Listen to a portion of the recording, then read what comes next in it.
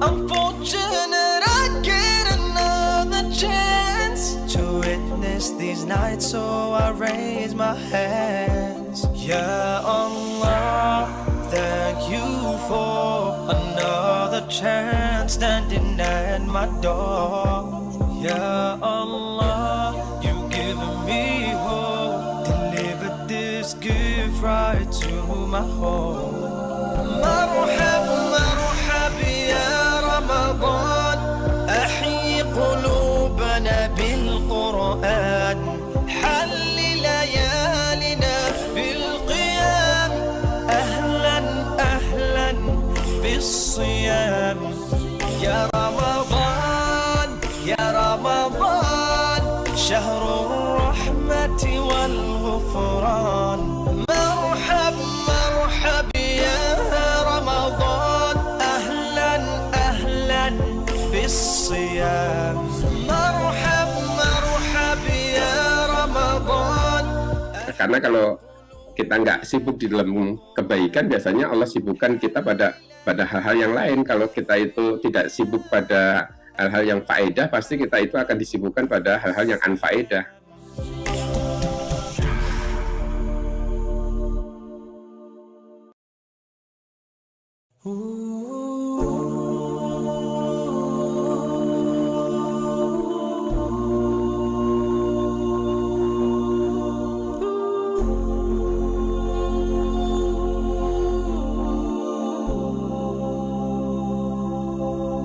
I can hear the footsteps from afar, drawing near until it hit my heart. Heard a knock, so I went to the door. Not like any knock I've heard before. This was very gentle in approach. Felt it came with happiness and hope. Now I feel my heart is beating fast. Open up to my surprise at last. Ya Allah. Karena kalau kita nggak sibuk di dalam kebaikan, biasanya Allah sibukkan kita pada hal-hal yang lain. Kalau kita itu tidak sibuk pada hal-hal yang faedah, pasti kita itu akan disibukkan pada hal-hal yang anfaedah. مرحب مرحب يا رمضان، أحيي قلوبنا بالقرآن، حل ليالنا بالقيام، أهلا أهلا بالصيام. يا رمضان يا رمضان، شهر الرحمة والغفران. مرحب مرحب يا رمضان، أهلا أهلا بالصيام. You told me you were here for 30 days to shower us with mercy. Makanya Ramadan Factor itu adalah sebuah konsep di mana setiap dari kita itu memperjuangkan Ramadan itu. Take me from this world and from myself. Oh, please keep me company, old friend. You bless me in my home once again. I'm fortunate I get another chance to witness these nights, so I raise my hands. Ya Allah, thank you for another chance standing at my door. Ya Allah, you given me hope, delivered this gift right to my home. مرحب مرحب يا رمضان، أحيي قلوبنا بالقرآن، حل ليالنا بالقيام، أهلا أهلا بالصيام. يا رمضان يا رمضان، شهر الرحمة والغفران. مرحب مرحب يا رمضان، أهلا أهلا بالصيام. مرحب مرحب يا رمضان. Karena kalau kita nggak sibuk di dalam kebaikan, biasanya Allah sibukkan kita pada hal-hal yang lain. Kalau kita itu tidak sibuk pada hal-hal yang faedah, pasti kita itu akan disibukkan pada hal-hal yang anfaedah.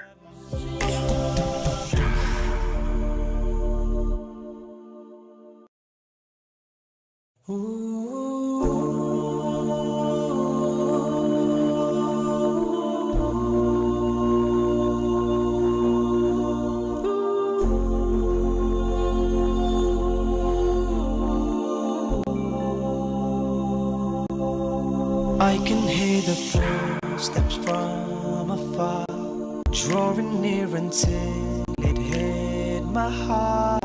Heard a knock, so I went to the door. Not like any knock I've heard before. This was very gentle in approach. Felt it came with happiness and hope.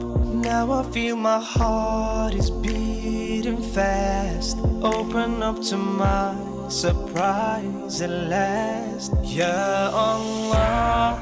Karena kalau kita nggak sibuk di dalam kebaikan, biasanya Allah sibukkan kita pada hal-hal yang lain. Kalau kita itu tidak sibuk pada hal-hal yang faedah, pasti kita itu akan disibukkan pada hal-hal yang anfaedah. مرحب مرحب يا رمضان أحيي قلوبنا بالقرآن حل ليالنا بالقيام أهلا أهلا بالصيام يا رمضان يا رمضان شهر الرحمة والغفران مرحب مرحب يا رمضان أهلا أهلا بالصيام. You told me you were here for 30 days to shower us with mercy. Makanya Ramadan Factor itu adalah sebuah konsep di mana setiap dari kita itu memperjuangkan Ramadan itu. Take me from this world and from myself. Oh, please keep me company, old friend. You bless me in my home once again. I'm fortunate I get another chance to witness these nights, so I raise my hands. Ya Allah, thank you for another chance standing at my door. Ya Allah, you given me hope, delivered this gift right to my home.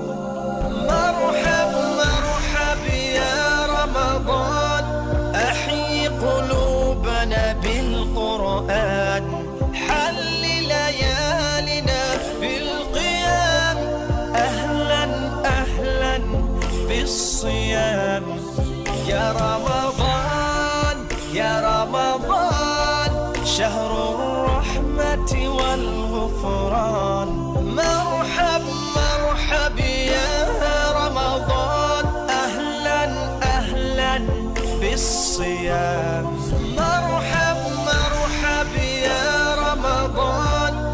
Karena kalau kita nggak sibuk di dalam kebaikan, biasanya Allah sibukkan kita pada hal-hal yang lain. Kalau kita itu tidak sibuk pada hal-hal yang faedah, pasti kita itu akan disibukkan pada hal-hal yang anfaedah.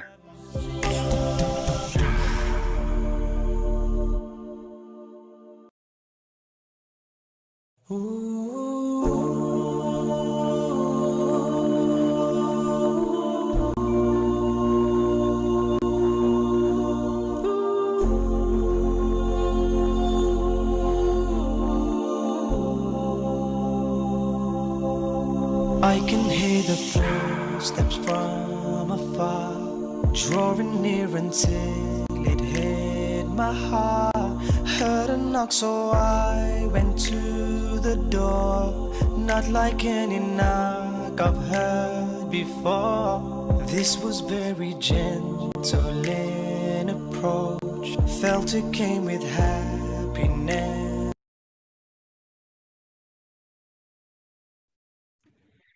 Kami ucapkan selamat datang kepada teman-teman yang baru saja bergabung. Jangan lupa untuk mengisi link presensi, menyalakan kamera, dan menggunakan virtual background bagi yang tidak terkendala.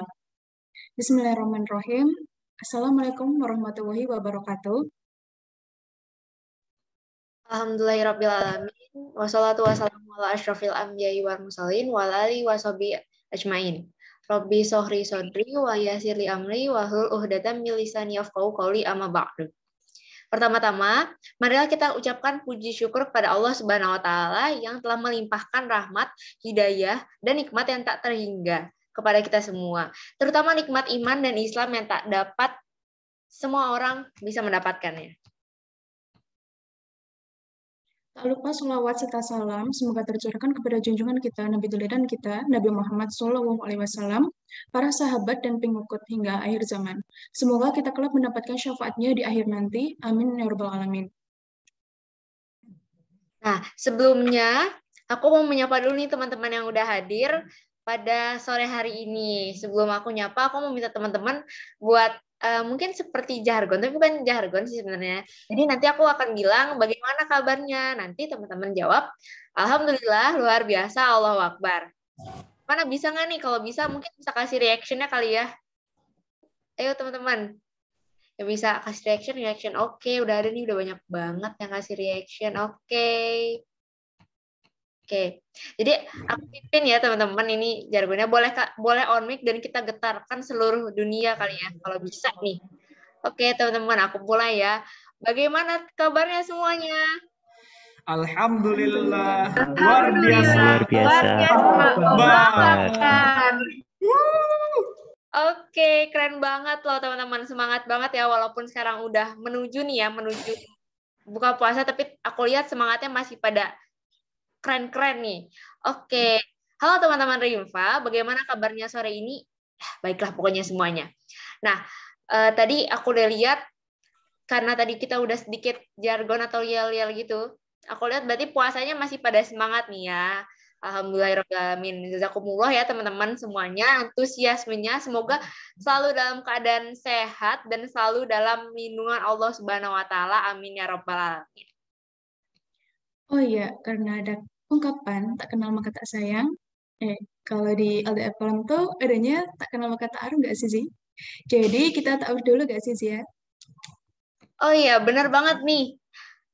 Untung diingetin ya teman-teman. Jadi, pernah kan nama aku Fauzia Alvina Putri, biasa dipanggil Zia, dari kedokteran reguler tahun 2021 bersama partnerku hari ini.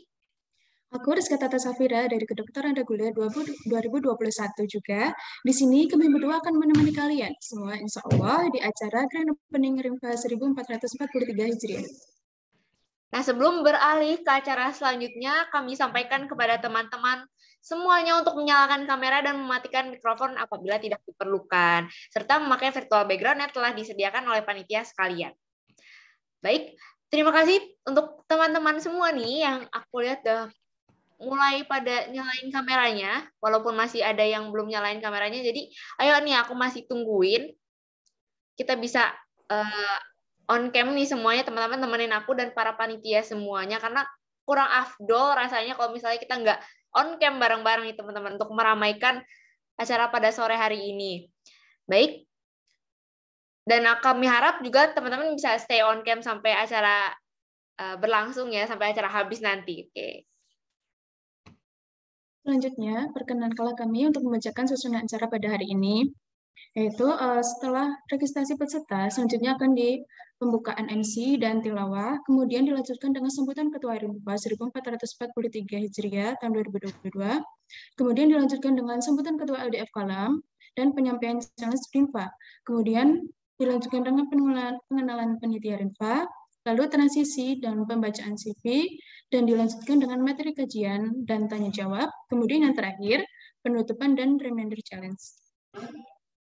Baik, terima kasih Rizka udah menjelaskan rundown hari ini, pada sore hari ini. Selanjutnya saya akan membacakan adab forum online atau daring pada pertemuan sore hari ini. Adab forum online yang pertama adalah meluruskan niat menghadiri forum semata-mata hanya untuk Allah Subhanahu wa taala, mengondisikan atau menuansakan diri supaya seperti forum luring dengan tidak tiduran, pergi-pergi, dan sebagainya. Selanjutnya, selama forum berlangsung, peserta yang tidak dipersilakan berbicara diwajibkan untuk mengkondisikan mikrofon dalam keadaan mute. Kemudian, forum berlangsung, peserta dianjurkan untuk mencatat secara digital maupun manual menggunakan aplikasi Miss Word, buku, dan lain-lain. Seluruh peserta wajib menyalakan video untuk menuansahkan forum seperti kondisi luring dengan berusaha untuk tidak memperlihatkan jelas wajahnya karena kondisi forum Iwan dan Ahwat. Dapat dilakukan dengan menggelapkan layar kamera, mengarahkan kamera ke atas atau ke samping atau dan lainnya. Namun tetap nyaman dan dapat mengikuti forum dengan optimal.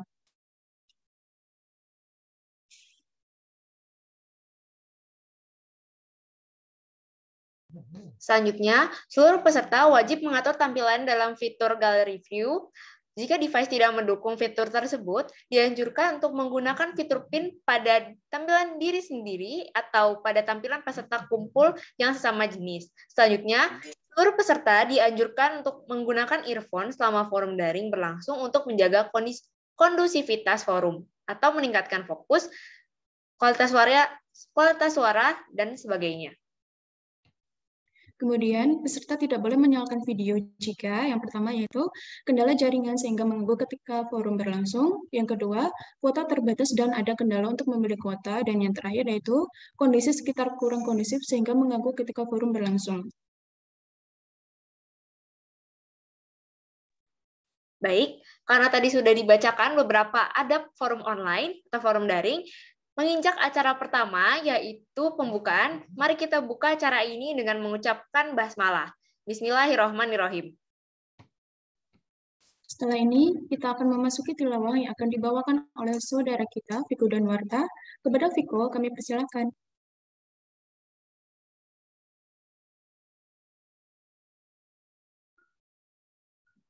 Oke, bismillahirrahmanirrahim. Assalamualaikum warahmatullahi wabarakatuh.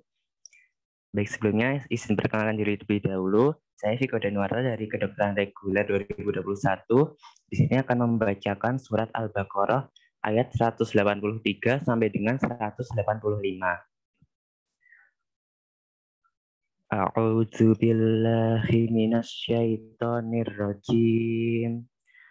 Bismillahirrahmanirrahim. Ya ayyuhalladzina amanu kutiba alaikumus syiyamu kama kutiba alal ladzina min qablikum la'allakum tattaqun. Ayyamam ma'dudat. Faman kana minkum maridun aw ala safarin fa'iddatum min ayyamin ukhar. Wa 'alal ladzina yutiqunahu fidyatun ta'amu miskin. Faman tatawwa'a khairan fahuwa khairul lah. Wa an tasumu khairul lakum in kuntum ta'lamun.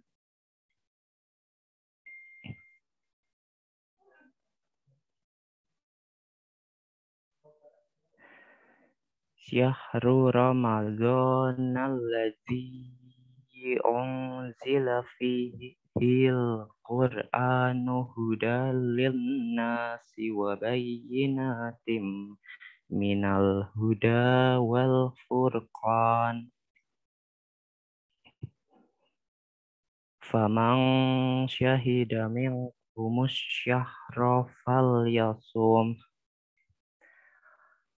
Wa man kana maridun aw ala safarin fa'iddatum min ayyamin ukhar. Yuridullahu bikumul yusra wa la yuridu bikumul usra walitukmilul iddata walitukabbirullaha ala ma hadakum وَلَعَلَّكُمْ تَشْكُرُونَ. Allahumma arhamna bil Qur'an. Baik, berikut adalah artinya ayat 183. Hai orang-orang yang beriman, diwajibkan atas kamu berpuasa sebagaimana diwajibkan atas orang-orang sebelum kamu agar kamu bertakwa. 184, yaitu dalam beberapa hari yang tertentu. Maka barang siapa di antara kamu ada yang sakit atau dalam perjalanan lalu ia berbuka, maka wajiblah baginya berpuasa sebanyak hari yang ditinggalkan itu pada hari-hari yang lain. Dan wajib bagi orang-orang yang berat menjalankannya, jika mereka tidak berpuasa, membayar fidyah, yaitu memberi makan seorang miskin. Barang siapa yang dengan kerelaan hati mengerjakan kebajikan, maka itulah yang lebih baik baginya. Dan berpuasa lebih baik bagimu jika kamu mengetahui. Ayat 185, beberapa hari yang ditentukan itu ialah bulan Ramadan, bulan yang di dalamnya diturunkan permulaan Al-Quran sebagai petunjuk bagi manusia dan penjelasan-penjelasan mengenai petunjuk itu dan pembeda antara yang hak dan yang batil. Karena itu, barang siapa di antara kamu hadir di negeri tempat tinggalnya di bulan itu, maka hendaklah ia berpuasa pada bulan itu, dan barang siapa sakit atau dalam perjalanan kalau ia berbuka, maka wajiblah baginya berpuasa sebanyak hari yang ditinggalkannya itu pada hari-hari yang lain. Allah menghendaki kemudahan bagimu dan tidak menghendaki kesukaran bagimu. Dan hendaklah kamu mencukupkan bilangannya dan hendaklah kamu mengagungkan Allah atas petunjuknya yang diberikan kepadamu supaya kamu bersyukur. Oke. Sekian dari saya. Wassalamualaikum warahmatullahi wabarakatuh. Waalaikumsalam warahmatullahi wabarakatuh. Syukurul azim, jazakallahu khairan kepada saudara Viko yang telah membacakan Al-Quran. Semoga kita diberi ketenangan hati dan hidup ini semakin diberkahi oleh Allah. Selanjutnya adalah sambutan dari Ketua Rimfa 1443 Hijriah pada tahun 2022 ini oleh Saudara Rizky Brilian Wahyudi. Kepada Saudara Rizky Brilian, waktu dan layar kami persilakan.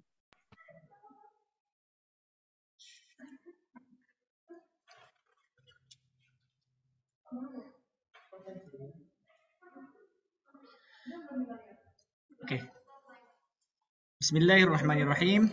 Assalamualaikum warahmatullahi wabarakatuh. Alhamdulillah, assalatu wassalamu ala rasulillah wa ala alihi wa sahbihi wa man wala. Yang terhormat pembicara kita pada sore hari ini, Ustadz Abu Takeru. Yang kami hormati, Ketua LDF Kalam UGM periode 2022 beserta jajaran, serta teman-teman sekalian, baik panitia maupun peserta Grand Opening Ramadan in Medical Faculty atau RIMFA 1443 Hijriah 2022 Masehi. Pertama-tama, kami mengucapkan Alhamdulillah, puji syukur kepada Allah Subhanahu wa Ta'ala karena nikmat darinya lah acara ini dapat terlaksana mulai dari persiapan sampai dengan saat ini saya memberikan sambutan. Mudah-mudahan seluruh rangkaian acara RIMFA ini dapat berjalan lancar sampai akhirnya nanti. Amin, amin ya Rabbal Alamin. Juga tak lupa, salawat serta salam semoga selalu tercurah kepada baginda kita, suri tauladan kita, manusia terbaik yang pernah ada di muka bumi ini. Beliaulah Nabi Allah Muhammad sallallahu alaihi wasallam, juga kepada keluarga dan para sahabatnya. Mudah-mudahan kita termasuk umatnya yang senantiasa istiqomah melaksanakan sunnah-sunnahnya sehingga mendapatkan syafaat dari beliau di yaumil akhir kelak. Amin ya Rabbal Alamin. Hadirin yang dirahmati Allah Subhanahu wa Ta'ala, dalam sambutan kali ini izinkan saya sebagai ketua dari RIMFA 1443 Hijriah untuk menyampaikan beberapa hal terkait dengan acara yang saat ini hadirin sekalian hadiri, yaitu Ramadan in Medical Faculty atau RIMFA. RIMFA adalah program kerja umum tahunan dari LDF Kalam yang dilaksanakan di setiap bulan Ramadan. Bentuk kegiatan RIMFA tahun ini terdiri dari pre, on, dan post Ramadan. Pre-Ramadan terdiri dari konten H-, lalu ada grand opening yang pada hari ini kita saksikan bersama-sama. Lalu konten on Ramadan yang nantinya akan ada kajian di tengah-tengah Ramadan, lalu ada Q&A di Instagram, lalu juga akan ada challenge yang mayoritas akan kami siarkan melalui platform Instagram. Dan nantinya terakhir ada post Ramadan, yaitu kajian yang akan dilaksanakan setelah Ramadan, dan nantinya akan ada konten-konten penutup di Instagram rimfa.ldfkalam. Hadirin sekalian yang berbahagia, kami berharap kegiatan Rimfa 1443 Hijriah ini mampu untuk menjadi penyemarak dan penyemangat kita semua untuk lebih meningkatkan kualitas dan kuantitas ibadah kita semua di bulan Ramadan yang suci ini. Akhir kata, saya mewakili seluruh panitia mengucapkan terima kasih yang sebesar-besarnya atas antusias para hadirin dalam mengikuti rangkaian acara ini. Dan kami mohon maaf sebesar-besarnya apabila terdapat kekurangan dalam pelaksanaan acara ini. Oleh karena itu, kami selalu terbuka untuk saran dan kritik daripada hadirin supaya acara Rimfa ini dapat berjalan lebih baik lagi. Kaki gurita ada 8. Jangan lupa hangatkan agar tidak basi. Demikian sambutan yang kami sampaikan. Atas perhatiannya, terima kasih. Wabillahi taufiq wal hidayah. Wassalamualaikum warahmatullahi wabarakatuh. Waalaikumsalam warahmatullahi wabarakatuh. Jazakallahu khairan kepada Saudara Rizky yang telah memberi sambutan kepada kita semua. Baik, selanjutnya akan ada sambutan dari Ketua LDF Kalam tahun 2022, yakni oleh Kak Redita Dwi Cahyani. Waktu dan layar kami persilakan. Baik, bismillahirrahmanirrahim. Assalamualaikum warahmatullahi wabarakatuh. Selamat sore semuanya, teman-teman panitia maupun hadirin, dan juga insya Allah pembicara kita pada pagi hari ini. Pada sore hari ini. Alhamdulillah ya teman-teman, alhamdulillah alamin. Wassalatu wassalamu ala asrafil anbiya'i wal mursalin wa ala alihi wa sahbihi ajmain, amma ba'du.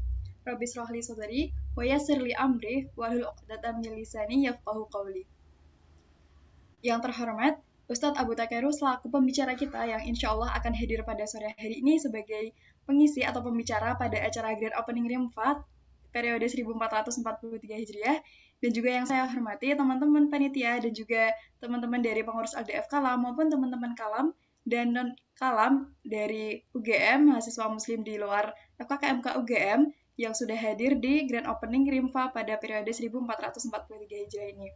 Yang pertama dan yang paling utama, marilah kita senantiasa teman-teman menjadikan puja dan puji syukur kehadirat Allah Subhanahu wa taala yang mana setelah memberikan kita nikmat yang sangat banyak ya teman-teman. Insya Allah nikmat sehat, nikmat iman, nikmat Islam, nikmat waktu yang mana bisa kita hadir di acara Grand Opening ini dengan insya Allah dengan keadaan yang mindful dan insya Allah sehat teman-teman. Dan tak lupa juga sholawat dan salam insya Allah kita haturkan kepada junjungan kita Nabi Muhammad Sallallahu Alaihi Wasallam. Ya, insya Allah ya teman-teman, kita nantikan syafaatnya di yaumul akhir nanti. Baik, sebelumnya, perkenalkan saya Redita Dwi Cahyani dari Program Studi Ilmu Keperawatan Angkatan 2020 yang alhamdulillah pada periode ini diamanahi sebagai Ketua LDF Kalam.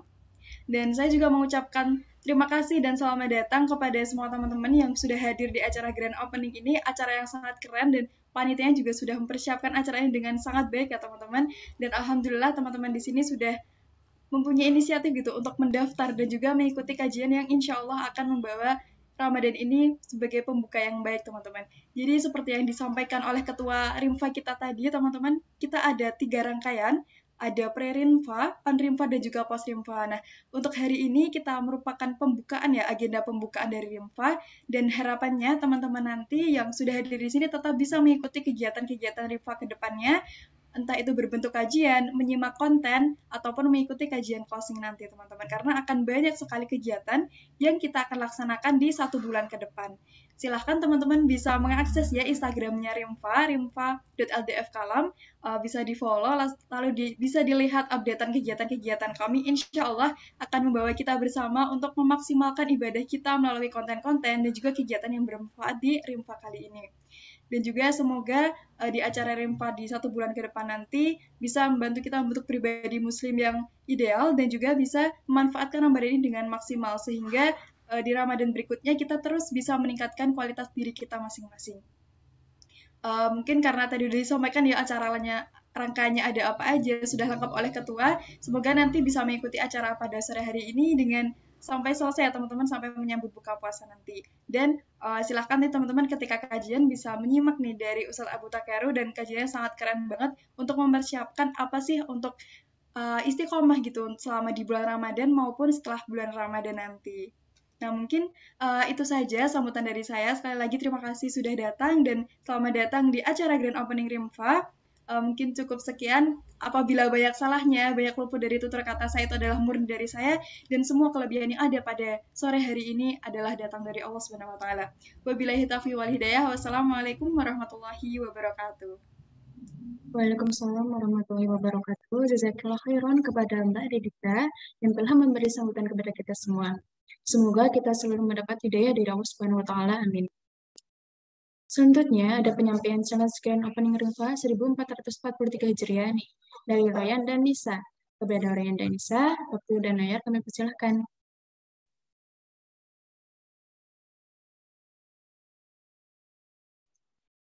Ya, baik. Assalamualaikum warahmatullahi Assalamualaikum wabarakatuh. warahmatullahi wabarakatuh semuanya. Halo semuanya, selamat sore. Jadi, ini kita mau ngapain nih? Mau ngapain ya? Tadi sih kata MC bakal ada yang seru gitu. Apa Apa ya ya kira-kira? Langsung spill aja deh, biar gak kelamaan. Iya, Bisa biar tolong share screen? tolong ya PET, tolong share screen.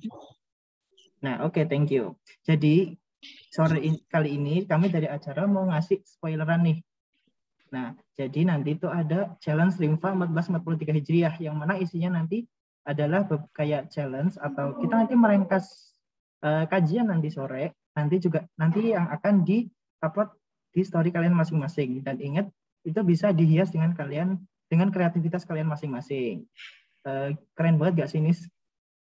Iya, keren banget. Jadi selain dapat kajian sore ini, kita juga mendapatkan pemahaman lebih untuk mendesain nih, mengeluarkan kreativitas kita. Jadi nggak cuma nyantol di otak, tapi juga nyantol di kreativitas kita. Nah, benar banget tuh, Nis. Deadline-nya kapan, Nis?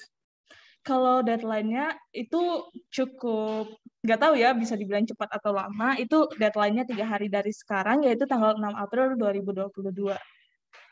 Oke, mungkin ini aja dulu ya, Nis. Biar kita kayaknya semuanya udah semangat banget ke acara indie gitu ya, Nis. Oke, mungkin benar banget. Kayaknya kita udah dulu aja ya, Nis. Iya. Oke, izin pamit semuanya. Wassalamualaikum warahmatullahi wabarakatuh. Jangan lupa disimak ya teman-teman kajiannya. Terima kasih MC.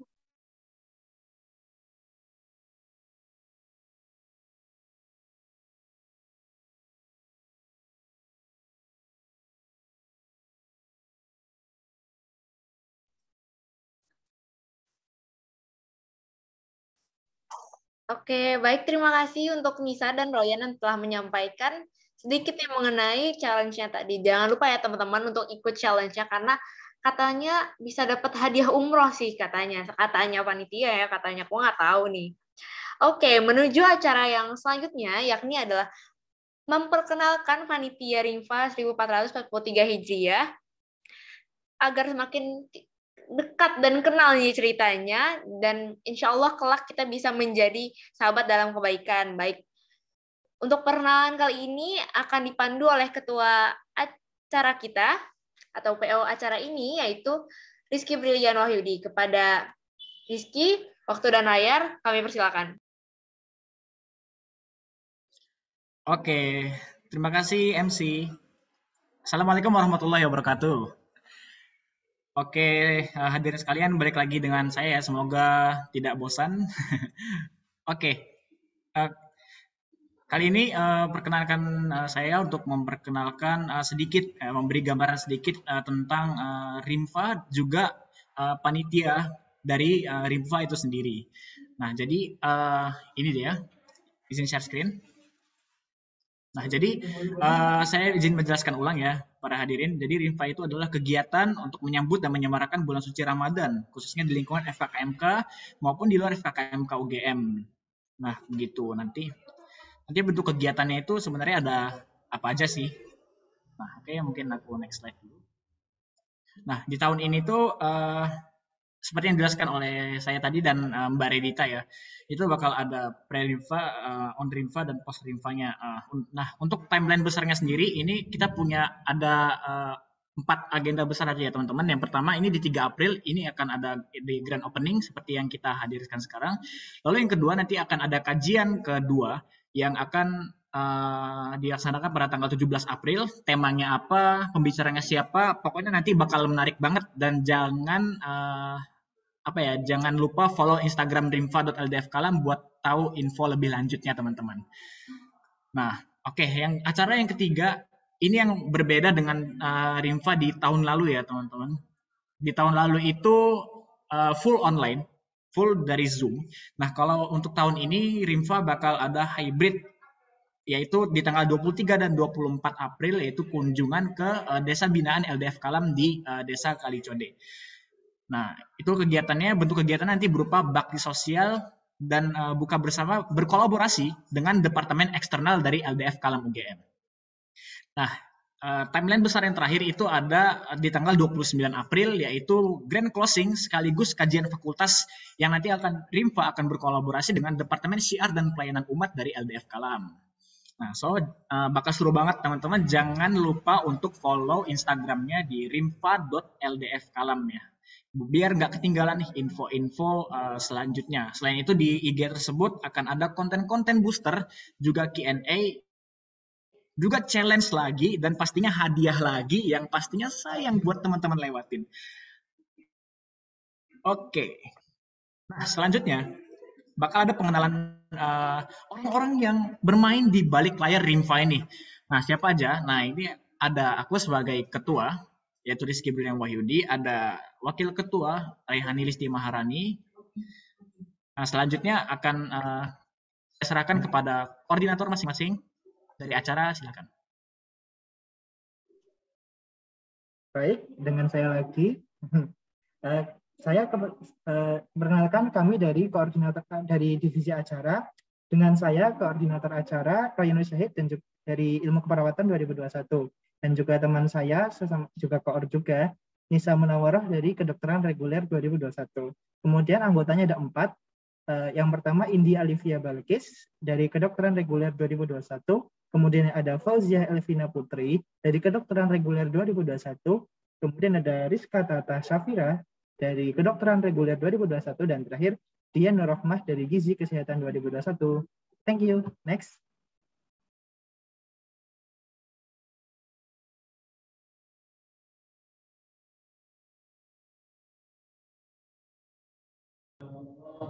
Kemudian divisi kesekretariatan dan kebendaharaan atau biasa disingkat CB. Yang pertama ada koordinator CB, yaitu saya sendiri Lintang Putri Aulia dari Gizi Kesehatan 2021. Kemudian yang pertama, anggotanya yang pertama ada Nia Utami dari Ilmu Perawatan 2021, ada Gina Nabila Ibtias dari Gizi Kesehatan 2021, kemudian Faiha Nur Halimah dari Ilmu Perawatan 2021, kemudian Umi Rahmatin dari Gizi Kesehatan 2021.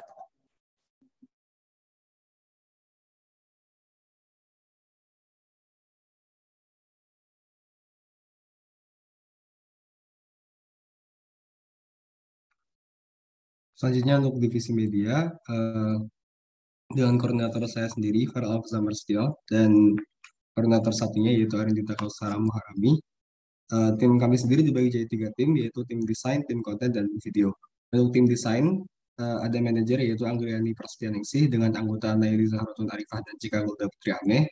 Untuk tim konten sendiri dimanajeri oleh Andin Agung Salsabila dan dengan anggota Tazkiyah Alfa.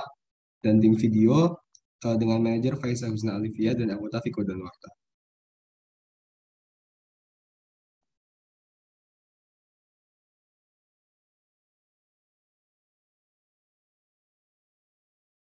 Baik, selanjutnya kami dari Koor Publikasi Eksternal dan Rekap IT sebagai koordinator ada saya Eka Masalina, dan yang kedua ada Khosnah Syafiqoh.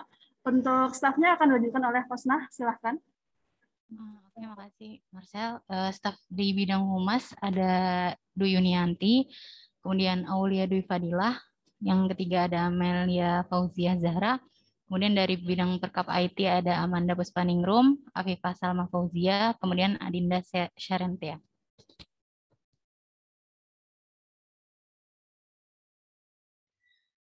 Baik, terima kasih kepada teman-teman koordinator dari masing-masing divisi pada Rimfa 1443 Hijriah ini, dan kami berharap semoga acara ini dapat berjalan dengan lancar, dan kami pastinya dari panitia akan mengusahakan yang terbaik supaya acara Rimfa 1443 Hijriah ini memberikan manfaat yang seluas-luasnya dan sebaik-baiknya kepada warga FKKMK maupun di luar FKKMK secara umum.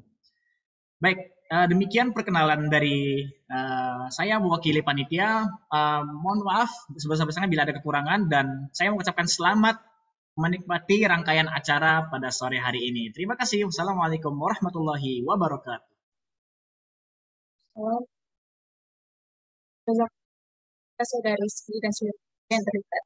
Semoga kita selalu dalam acara berjalan dengan lancar.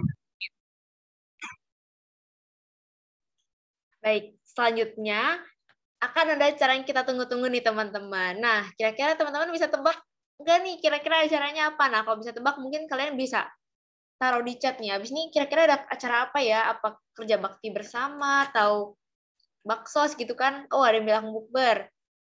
Apa ya? Ayo nih. Umroh, baiklah. Ada yang bilang umroh juga. Nah, baik. Oke, biar nggak lama-lama lagi. Acara selanjutnya adalah, nah, tadi udah ada yang benar nih. Oke, benar banget kajian. Oke, baik. Terima kasih teman-teman atas jawabannya.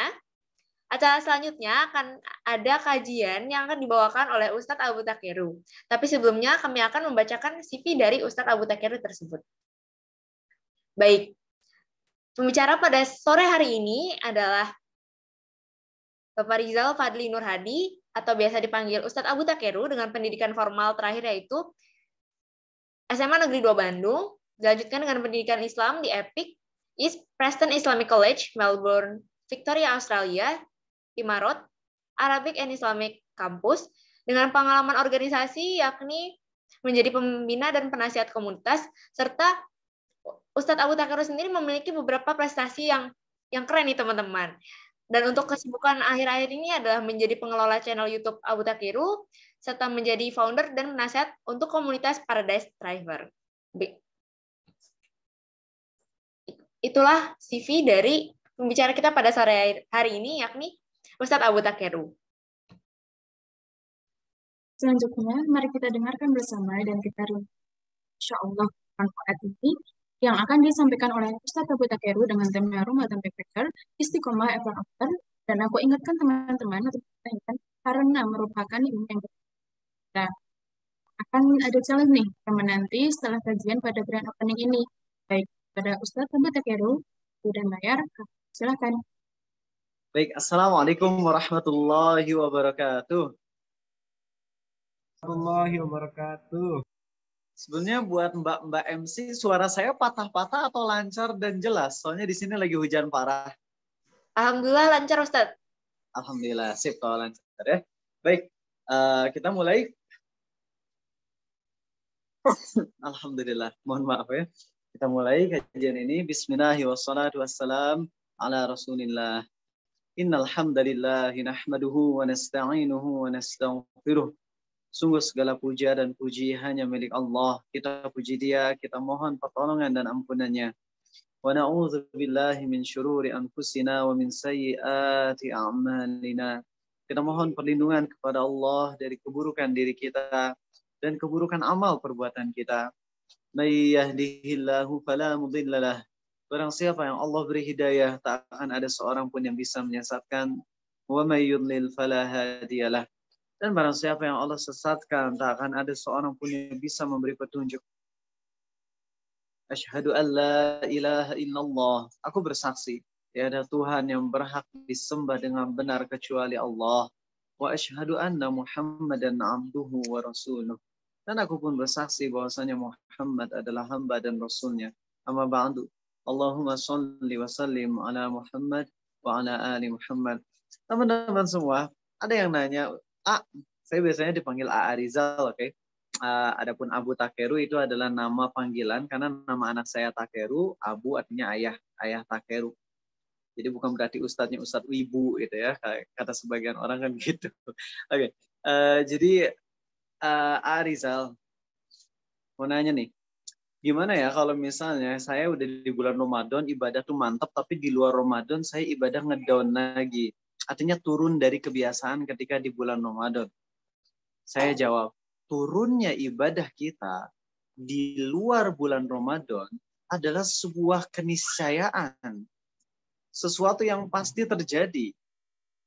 Dan kayaknya nggak mungkin deh kalau orang di bulan Ramadan udah punya keistiqomahan di suatu ibadah dengan kuantitas tertentu, kemudian di luar bulan Ramadan nggak turun. Kayaknya nggak mungkin. Karena potret ulama terdahulu ya, riwayat yang kita sering dengar, walaupun saya pribadi agak meragukan riwayat ini, karena memang bukan hadis, ini kisah dari Imam Syafi'i, ya. Kalau secara logika sih emang nggak mungkin ya, tapi bisa aja terjadi ketika kita ngelihat dari sisi para ulama itu oleh Allah diberi keberkahan dalam waktunya.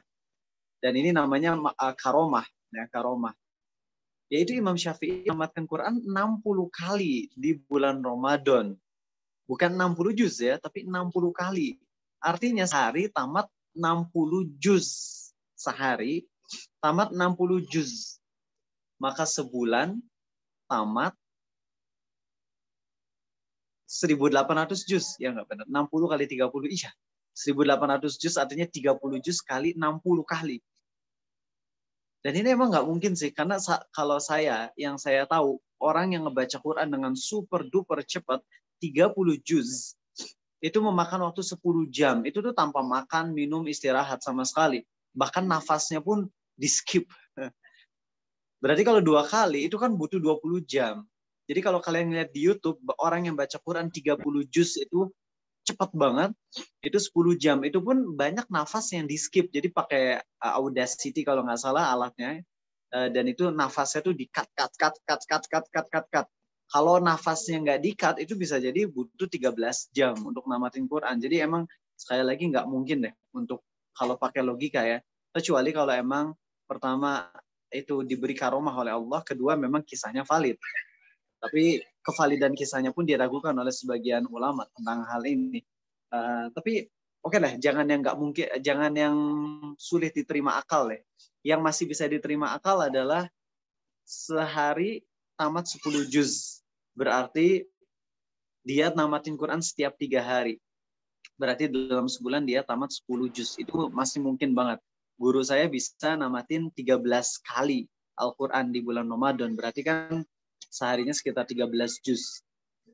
Nah, kalau di luar bulan Ramadan bisa istiqomah kayak gitu, ini rasanya sulit. Karena nantinya akan terjadi kebosanan. Dan tidak disarankan kita untuk terlalu banyak melakukan ibadah sunnah. Itu nggak disaranin, teman-teman. Loh, Ustadz kok aneh ya, di saat Ustadz yang lain nyuruh perbanyak amal soleh yang sunnah, kok Ustadz malah nggak menyarankan terlalu banyak? Iya, saya ngomong nggak asal-asalan, saya ngomong berdasarkan hadis Nabi SAW. Nih, ada seorang sahabat namanya Abdullah bin Amr bin Al-As. Beliau itu kalau malam tahajud full, nggak ada tidur. Siang hari puasa full. Datang Nabi SAW dan menasehatinya. Beliau ngasih saran kepada sahabat dengan saran yang luar biasa. Bacalah Al-Quran dalam 30 hari. Artinya tamatkan Al-Quran dalam 30 hari. Berarti seharinya 1 juz doang. Sahabat protes, nawar. Tapi nawarnya bukan lebih dikit ya. Jangan kira sahabat tuh kayak kita mentalnya. Sahabat nawar, ya Rasulullah, aku bisa lebih kuat daripada itu. Akhirnya beliau memberi tahu lagi, saya lupa lafaz hadisnya. Beliau pokoknya menyampaikan beberapa hari. Kalau nggak salah beliau nyuruh tamatkan Quran dalam 20 hari. Sahabat ini protes, masih bisa lebih banyak. Karena itu beliau bersabda, tamatkan Quran dalam 10 hari. Padahal awalnya beliau menyuruh sahabat untuk tamatkan Quran sehari 1 juz aja kalau dirata-ratakan. Berarti sebulan tamat Quran tuh. Tapi sahabat ini protes ingin lebih banyak. Akhirnya beliau menyarankan kalau saya nggak salah lafaz hadisnya adalah tamatkan Quran dalam 20 hari. Sahabat ini masih protes, tamatkan Quran dalam 10 hari. Kemudian masih protes juga. Akhirnya beliau bersabda tamatkan Quran dalam 7 hari. Kalau ini saya yakin lafaz hadisnya sahih ya. Tamatkan Quran dalam 7 hari dan jangan lebih dari itu. Tapi di riwayat yang lain, beliau bersabda tamatkan Quran dalam 3 hari dan nggak boleh lebih dari itu. Jadi maksimal, kalau dirata-ratakan, maksimal baca Quran sehari itu 10 juz. Dan jangan lebih dari itu. Bayang nggak sih? Jangan lebih dari itu. Kok bisa ya? Masa ibadah dilarang-larang? Kenapa kira-kira Nabi SAW melarang kita untuk namatin Quran lebih cepat dari 3 hari? Jadi kalau dirata-ratakan bahasa kitanya ya, baca Quran maksimal 10 juz dalam sehari, nggak boleh lebih dari 10 juz. Kira-kira kenapa? Saya mau nyoba nanya ke Mas Fatur Rahman. Kira-kira kenapa Mas Fatur Rahman? Kalau benar boleh pulang duluan ya. Nggak just kidding. Oke Mas Fatur Rahman, kira-kira kenapa Nabi kita SAW melarang untuk baca Quran terlalu banyak? Jadi dalam sehari nggak boleh lebih dari 10 juz kalau dirata-ratakan pakai bahasa kita. Kenapa kira-kira? Baik, bismillahirrahmanirrahim. Izin menjawab ya Ustaz. Mungkin seperti ini Ustaz. Kita kan sebagai seorang hamba Allah ditugaskan bukan hanya untuk beribadah kepada Allah ya Ustaz. Jadi yang saya ketahui, kita sebagai hamba Allah, kita juga punya tugas untuk bisa menebarkan kebaikan kepada masyarakat di sekitar kita gitu. Ya, nah, berarti kita, karena hal itu, jadi kita diberikan batasan untuk melakukan ibadah-ibadah. Contohnya salah satunya tadi tilawah itu ya Ustaz. Agar kita punya waktu juga untuk bisa bermanfaat kepada masyarakat. Seperti itu Ustaz. Bagus, Masya Allah. Jawaban yang bagus, tapi tadi ada sedikit ralat ya. Kita diperintahkan bukan hanya untuk ibadah kepada Allah saja. Ini salah ya. Justru hidup kita seluruhnya harusnya ibadah.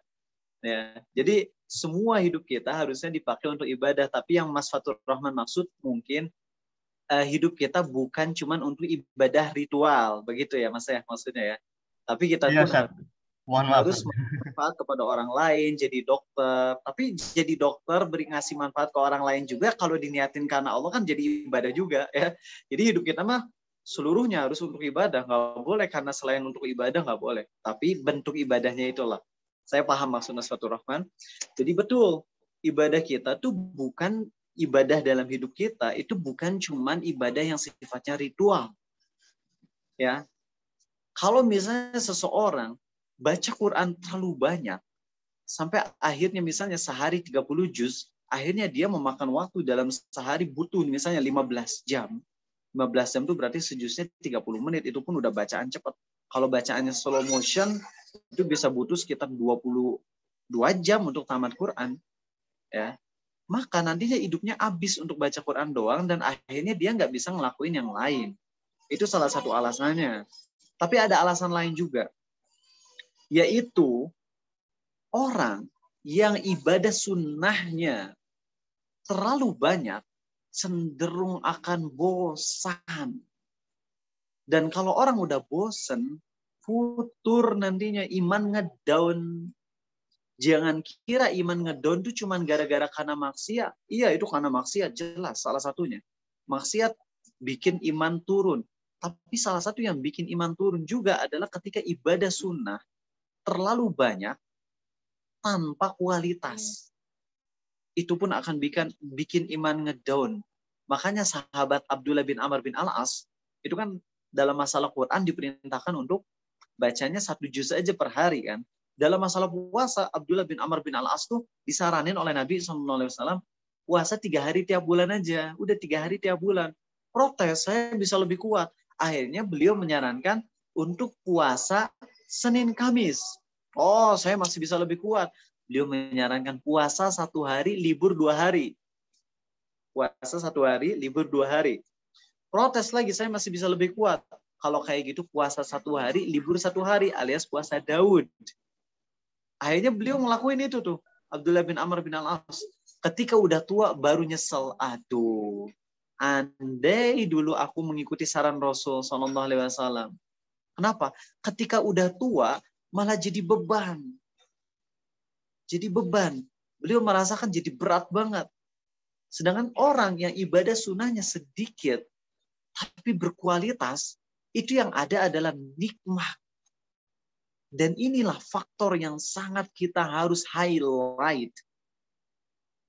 Nabi kita SAW bersabda, Allah, amalan yang paling dicintai oleh Allah adalah amalan yang rutin walau dikit. Ingat ya, yang dimaksud amal sunnah. Kalau amal wajib nggak boleh sedikit. Alhamdulillah saya istiqomah sholat subuh doang. Apa-apaan, jadi duhur, asar, maghrib, isya kagak gitu. Ya kan amalan yang paling Allah cintai yang istiqomah walaupun dikit. Yang nggak gitu bro konsepnya. Kalau yang wajib itu tuh udah dikit. Yang wajib udah nggak boleh ditawar. Ya. Jadi kalau sholat yang 5 waktu udah nggak boleh dikit-dikit. Misalnya saya mau hijrah, proses hijrah. Sholat subuh doang. Asalnya nggak pernah sholat nih, akhirnya sholat subuh doang. Nggak boleh gitu. Kalau hijrah harus langsung 5 waktu sholatnya. Kalau yang sunnah proses. Jangan langsung tahajud 11 rakaat. Jangan. Ya, jangan. Itu sangat ditentang oleh para ulama. Orang yang baru hijrah kemudian amalan sunnahnya nge-boost banget. Jangan. Nanti akan ngedown, capek.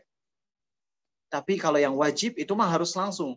Orang hijrah sholat 5 waktu, jangan pernah ditinggal. Nah, saya ini mukaddimahnya itu dulu biar kalian mulai tergambar dulu ya. Karena saya akan ngasih materi tentang bagaimana ibadah yang maksimal di bulan Ramadan bagi orang yang super sibuk, apalagi kalian anak-anak kedokteran, anak-anak yang ada hubungannya dengan kesehatan ya, mungkin ya farmasi, kedokteran hewan, mungkin wallahu alam saya nggak tahu ada atau nggak di UGM lupa ya, kedokteran gigi, kedokteran manusia, dan sebagainya. Jadi gimana biar kita maksimal? Tadi mukaddimah untuk opening buat kalian ya. Dan sekarang saya izin sebentar mau ngeliat poin catatan saya. Itu poin penting buat kalian untuk dipahami banget ya. Oke, selanjutnya adalah keutamaan bulan Ramadan. Kayaknya nggak perlu dibahas terus-menerus deh untuk masalah keutamaan. Karena nanti juga kalian bakalan dengar di ceramah taraweh, ceramah ba'da subuh, ceramah ba'da zuhur mungkin. Saya hanya akan menyampaikan secara simpel aja ya. Bahwasanya Allah dengan kasih sayangnya menjadikan bulan Ramadan ini bulan paling mulia di antara semua bulan. Yang amal soleh di dalamnya itu dilipat gandakan lebih daripada bulan-bulan lainnya. Kita tahu di dalam Islam ada 12 bulan. Dari 12 bulan itu ada 4 bulan yang dihormati. Yang mana di dalam 4 bulan ini dilarang untuk perang ofensif. Tapi kalau perang yang sifatnya defensif boleh jelas. Tapi untuk perang ofensif itu dilarang. Oke. Yaitu bulan Zulqa'dah, Zulhijjah, Muharram, dan Rajab. Itulah 4 bulan yang dihormati. Bulan Ramadan bukan termasuk bulan yang mulia dalam artian dilarang berperang pada bulan itu, bulan yang dihormati. Tapi bulan Ramadan adalah bulan yang mulia dari sisi lain. Dan keutamaan Ramadan itu melebihi keutamaan bulan yang 4 tadi. Mudah-mudahan bahasa saya bisa dipahami ya. Yaitu di bulan Ramadan dilipat gandakan pahala amal soleh. Apalagi di dalam bulan Ramadan ini ada Lailatul Qadar, yang mana Lailatul Qadar itu adalah malam termulia yang Allah ciptakan untuk hambanya. Jadi dalam setahun tuh nggak ada malam yang lebih mulia daripada malam Lailatul Qadar, yang mana pahala beramal soleh di dalamnya itu dilipat gandakan lebih dari ibadah 80 tahun atau 1000 bulan. Jadi keutamaan Ramadan nih, amal soleh yang sunnah, yang wajib, itu semua dilipat gandain. Berapa pelipat gandaannya hanya Allah yang tahu. Hanya Allah yang tahu. Dan ini adalah kasih sayang dari Allah untuk hambanya. Terutama untuk umat Nabi Muhammad SAW. Karena umat terdahulu hidupnya panjang-panjang bro. Nabi Adam 1000 tahun, Nabi Nuh 1000 tahun lebih. Ya, kemudian para nabi-nabi, Nabi Hud, Nabi Solih, Nabi Ibrahim itu kan hidupnya ratusan tahun. Sedangkan umat Nabi Muhammad SAW dominannya antara 60-70 maksimal. Tapi Allah jadikan bulan Ramadan dan juga Lailatul Qadar untuk pelipat gandaan pahala sehingga kita walaupun usianya pendek tapi kita bisa melampaui pahala dari umat-umat terdahulu. Oke teman-teman. Jadi pelipat gandaan pahala yang ada di bulan Ramadan ini itu adalah kasih sayang Allah yang besar untuk kita. Beramal soleh di dalamnya dilipat gandakan, tapi harus diingat juga dosa pun demikian. Ibnu Rajab Al-Hambali menyatakan bahwasanya suatu amal soleh yang dilakukan di bulan yang dihormati atau di waktu yang mulia, maka dosa pun demikian. Kalau kita ngelakuin dosa di waktu yang Allah spesialkan, di tempat yang Allah spesialkan, maka lebih besar pula dosanya. Oke, itulah keutamaan bulan Ramadan. Adapun keutamaan-keutamaan yang katanya amal soleh sunnah terhitung kayak wajib, yang wajib dikali lipatin 70, itu hadisnya derajatnya lemah. Nah, ya. Jadi saya nggak akan menyampaikan hadis-hadis yang dhaif, yang lemah. Cukup bagi kita menyatakan bahwasanya di bulan Ramadan itu amal soleh pelipat gandaannya tuh luar biasa, teman-teman, extraordinary. Ya. Kemudian poin selanjutnya, gimana nih buat kalian yang sibuk? Gimana biar kita pemuda-pemudi bisa maksimalin Ramadan ini dengan kesibukan kita, dengan segala kekurangan kita? Saya akan menyampaikannya buat teman-teman semua. Percaya deh, amal yang saya akan sampaikan ini adalah amal yang bisa dilakukan bahkan oleh orang yang paling sibuk di dunia ini.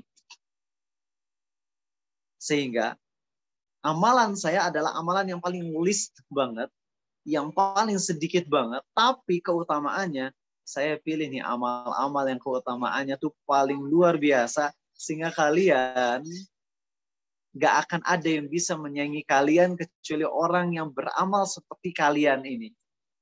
Saya ulang ya, amal yang akan saya ajarkan adalah amal yang kalau kalian kerjakan, maka di akhirat kelak gak ada yang bisa menyaingi kebaikan kalian selain orang yang mengamalkan dengan amalan yang sama. Saya izin 20 detik. 20 detik sebentar.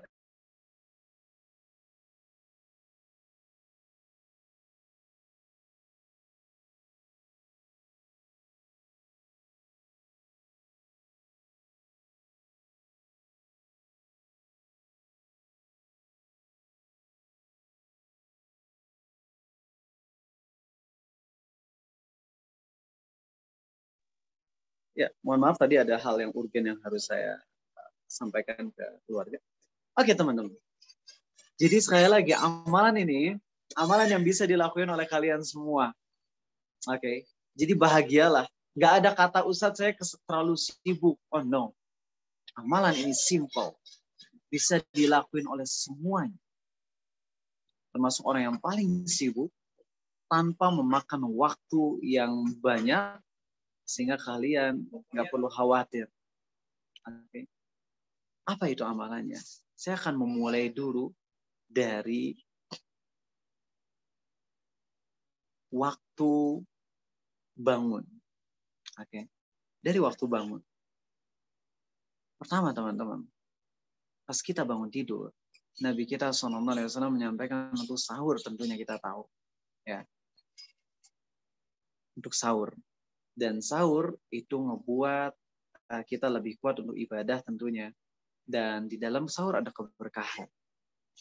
Saya sarankan, kalau sahur, teman-teman usahakan untuk berhenti 15 menit sebelum subuh. Kenapa? Nanti habis 15 menit sebelum subuh, kalian tuh udah berhenti sahur. Ya. Kemudian kalian ke WC, mungkin kencing, kemudian wudu, sehingga udah siap buat sholat subuh. Nah, 15 menit sebelum waktu subuh kalian berhenti sahur itu bukan berarti nggak boleh makan ya.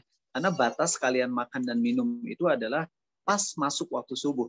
Sehingga kalau misalnya udah waktu imsak tuh, kan imsak biasanya ada sirine kayak mau perang aja gitu ya. Ada zombie mau keluar atau apa deh. Itu cuman peringatan doang, 10 menit lagi subuh. Bukan berarti nggak boleh makan minum lagi, oke? Ulama sepakat. bahwasanya kita masih boleh makan dan minum sampai masuk waktu subuh. Adapun imsak itu adalah peringatan doang kalau bentar lagi subuh agar nggak bablas. Karena kalau orang pas udah masuk waktu subuh dia masih makan, batal puasanya. Kalau misalnya dia ada di mulut makanan, kemudian subuh, kemudian dia telan, batal puasanya. Ustadz, tapi saya pernah dengar hadis kata Nabi SAW, kalau orang tuh lagi minum atau lagi makan, dengar adzan subuh, lanjutkan makannya, jangan diturunin. Hadis itu mansuh, teman-teman. Maaf ini kalau bahasanya agak tinggi ya, tapi singkat aja. Hadis tersebut, iya, pernah disabdakan Nabi SAW, tapi hukumnya telah dihapus setelah diturunkannya ayat wa kulu washrabu hatta yatabayyana lakumul khaytul abyadu minal khaytil aswadi minal fajr. Jadi nggak berlaku lagi hadis tadi. Ketika diturunkan ayat yang membatasi makan sahur adalah ketika subuh, maka udah nggak berlaku lagi hadis tadi. Jadi kalau kalian pernah ngebaca hadis, boleh kalau kita udah ngambil makanan, makan, minum, terus azan, lanjutin aja sampai beres. Ini hadisnya udah nggak berlaku. Sama seperti kasus minum miras. Dulu kan halal. Ketika diturunkan ayat tentang haramnya miras, maka miras nggak boleh lagi diminum. Sama kasusnya dengan nikah kontrak atau nikah mut'ah. Yaitu misalnya seorang cowok bilang ke cewek, izinkan saya menikahimu 10 jam. 10 jam. Saya bayar mas kawinnya 500.000. Dulu pernah dihalalkan. Tapi kemudian diharamkan selamanya sampai hari kiamat. Oke, jadi inilah kita harus paham tentang kalau ada hadis, kita jangan langsung simpulkan dari satu hadis, tapi harus ada beberapa hadis dan penjelasan ulama tentangnya. Oke. Jadi kalian pas bangun tidur, kalian sahur, kemudian usahakan ya, berhenti 15 menit sebelum subuh, kemudian kalian pipis, wudu, lalu 5 menit sebelum subuh, itu waktu yang paling indah untuk mohon ampunan Allah. 5 menit aja. Amal soleh, istighfar sebelum subuh, itu adalah amal yang dilakukan oleh manusia terbaik di sisi Allah, yaitu para nabi dan rasul. Itu adalah kebiasaan para nabi dan rasul, yaitu istighfar sebelum waktu subuh. 5 menit aja. Dan istighfarnya jangan ditargetin 100. Yang ditargetin tuh istighfar yang nyentuh hati. Yang bikin hati kita tuh kena banget. Jadi istighfar nggak usah ditargetin harus banyak, tapi targetinlah ketika istighfar tuh benar-benar kesentuh hati kita. Sambil direnungi, astagfirullah. Sambil ingat sama dosa dulu pernah ninggalin sholat. Ya Allah, besar banget dosanya. Astagfirullah. Ya Allah, dulu pernah ngebatalin saum Ramadan dengan sengaja. Astagfirullah. Mungkin pernah durhaka ke orang tua. Mungkin pernah zina. Itu istighfarnya tuh yang dalam sambil minta ampunan ke Allah. Ya Allah, aku mohon ampunan kepadamu atas dosaku yang besar. Semua dosaku, terutama dosa yang besar. Ya Allah, ampuni aku. 5 menit, teman-teman. Kalau istighfar kita berkualitas, nangis, itu tuh bisa ngapusin dosa besar. Nabi kita SAW bersabda dalam hadis Hasan riwayat Tirmidzi, barang siapa yang mengucapkan astaghfirullah alladzi la ilaha illa huwal hayyul qayyum wa atubu ilaih 3 kali, maka dia diampuni dosanya walaupun dia punya dosa lari dari perang. Lari dari perang merupakan 7 di antara dosa terbesar dalam Islam. Lari dari perang adalah 7 dosa terbesar yang paling besar di dalam Islam. Tapi dengan mengucapkan istighfar tadi 3 kali doang, diampuni dosanya. Maka dari sini kita tahu, kualitas yang penting, bukan kuantitas. Yang paling penting terutama buat kita yang waktunya limited banget adalah kualitas.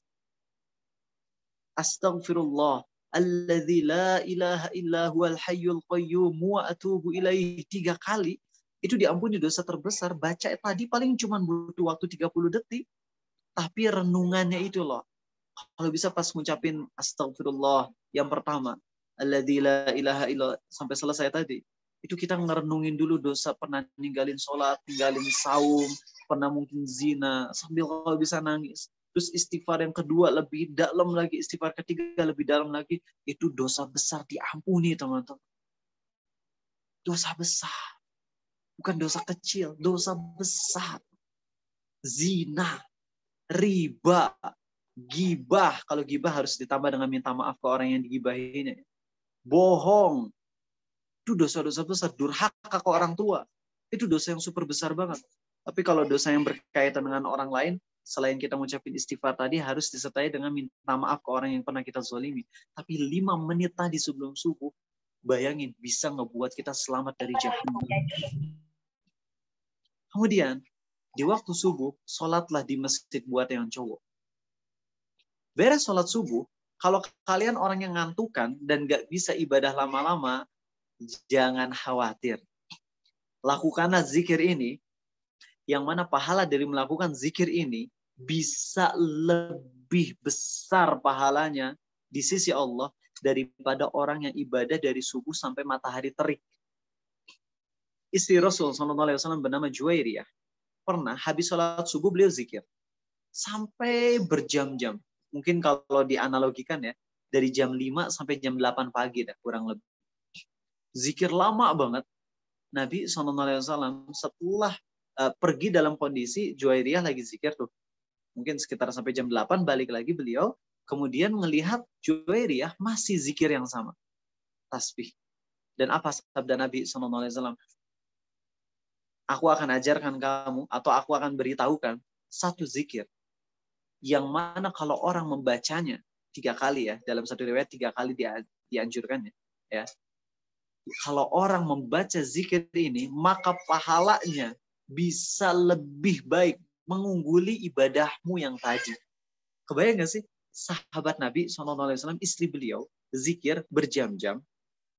Tapi kemudian beliau mengajarkan zikir yang mana kalau dibaca paling memakan waktu cuma setengah menit, tapi pahalanya bisa melampaui orang yang tadi ibadah berjam-jam. Apa itu?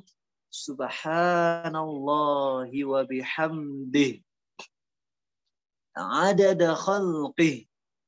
Waridha nafsih. Wa zinata arshih. Wa midada kalimatih.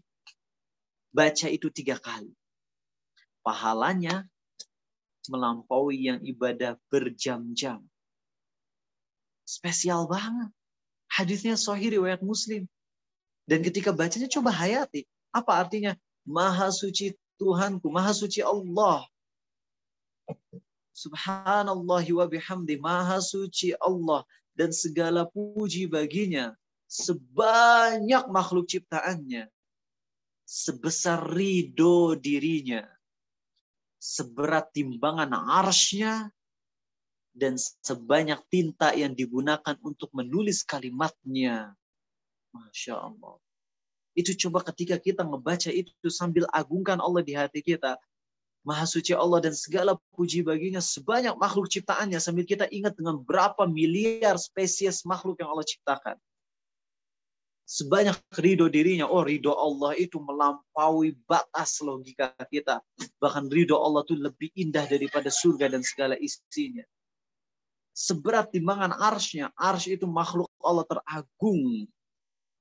Dan sebanyak kalimatnya. Tinta yang digunakan untuk menulis kalimatnya. Itu tak terbatas, teman-teman. Maka kalau kita baca itu sambil berusaha mengagungkan Allah ketika zikir itu melampaui pahala orang yang beribadah berjam-jam. Bisa nggak kalian? Pasti bisa. Habis itu mau tidur, silakan. Tapi katanya tidur habis subuh nggak boleh ya. Ya dimakruhkan oleh sebagian ulama. Tapi bukan dilarang mutlak ya. Jadi bukan haram. Bukan Nabi SAW mengharamkan. Enggak seperti itu. Ya, tapi dimakruhkan tuh karena itu kan waktu yang efektif. Tapi apa boleh buat kalau kalian emang sibuk sama kampus, malamnya kalian nugas sehingga tidur cuma 2 jam, habis sholat subuh setidaknya baca zikir tadi walaupun kalian akhirnya tidur lagi. Saran saya kalau mau tidur pas matahari udah terbit. Kalau matahari udah terbit kalian tidur lagi itu nggak makruh. Tapi kalau habis subuh langsung tidur memang dimakruhkan. Tapi sekali lagi kalau kalian emang butuh karena emang kondisi fisik yang lemah, malamnya begadang, kalau misalnya nggak tidur nanti mau kampus, nanti di kampus malah ketiduran, ya udah tidur aja habis subuh. Tapi setidaknya sebelum tidur subuh, habis subuh, sebelumnya kalian baca zikir tadi dulu 3 kali. Dahsyat teman-teman. Ya. Selanjutnya teman-teman, di sela-sela keseharian kita, di sela-sela keseharian kita, di mana kita ngampus dan sebagainya. Amalkan ini.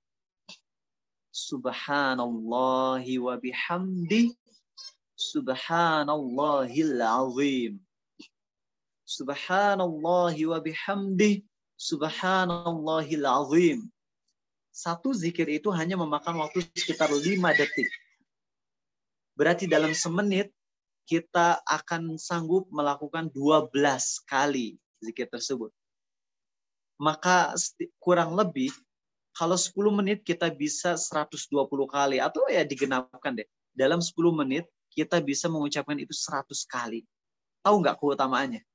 Nabi kita SAW bersabda.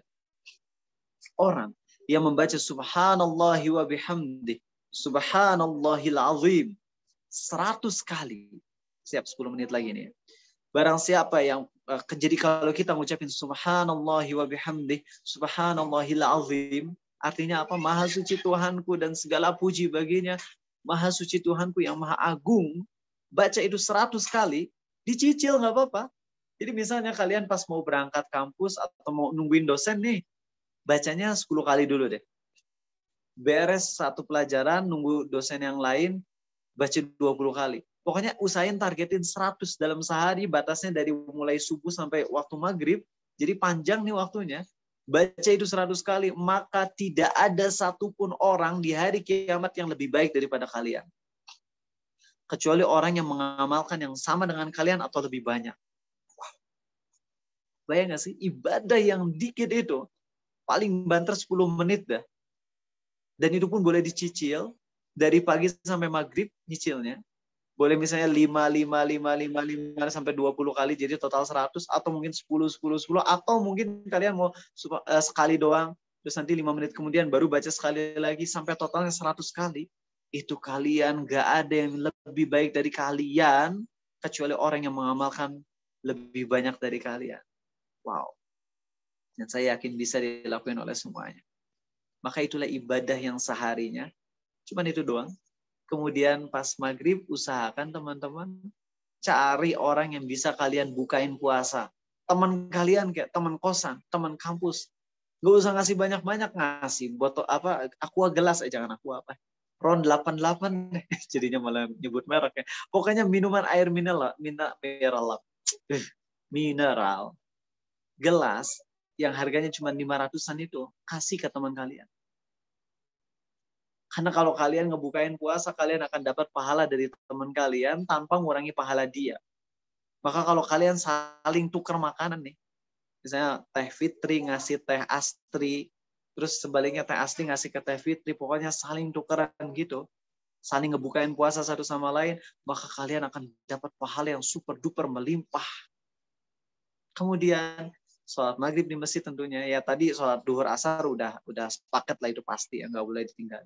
Kemudian sholat maghrib, terus sholat isya. Nah ini dia. Sholat isya berjamaah di masjid bagi ikhwan.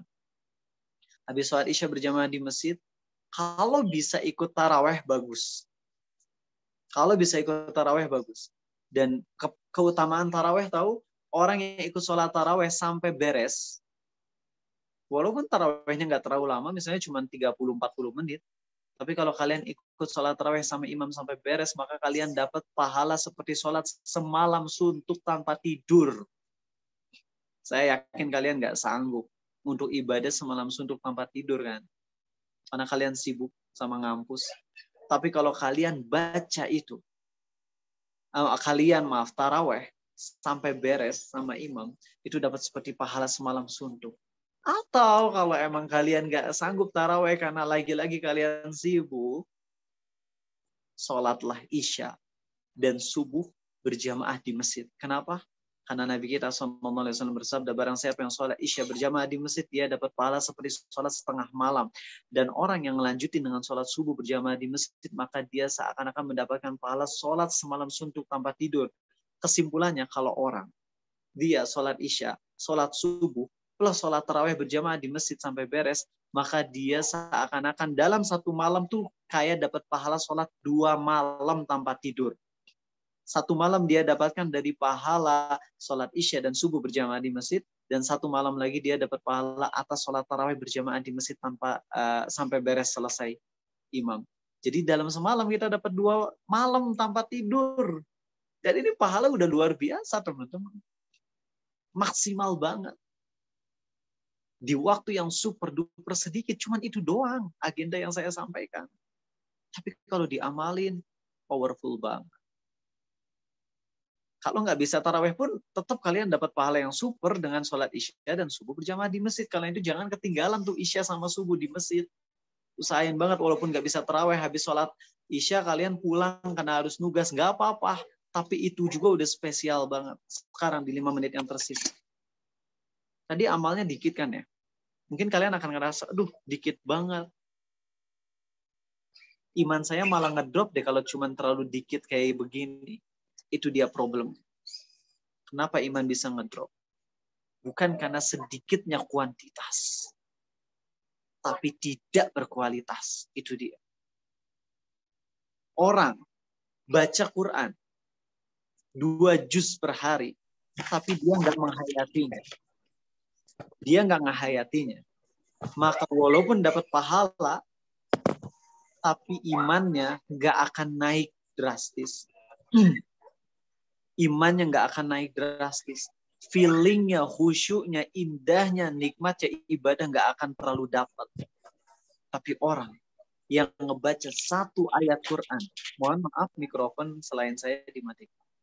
Tapi orang yang membaca 1 ayat Quran saja, disertai dengan penghayatan, tadabur, khusyuk, nangis, maka pahalanya di sisi Allah lebih besar daripada orang yang...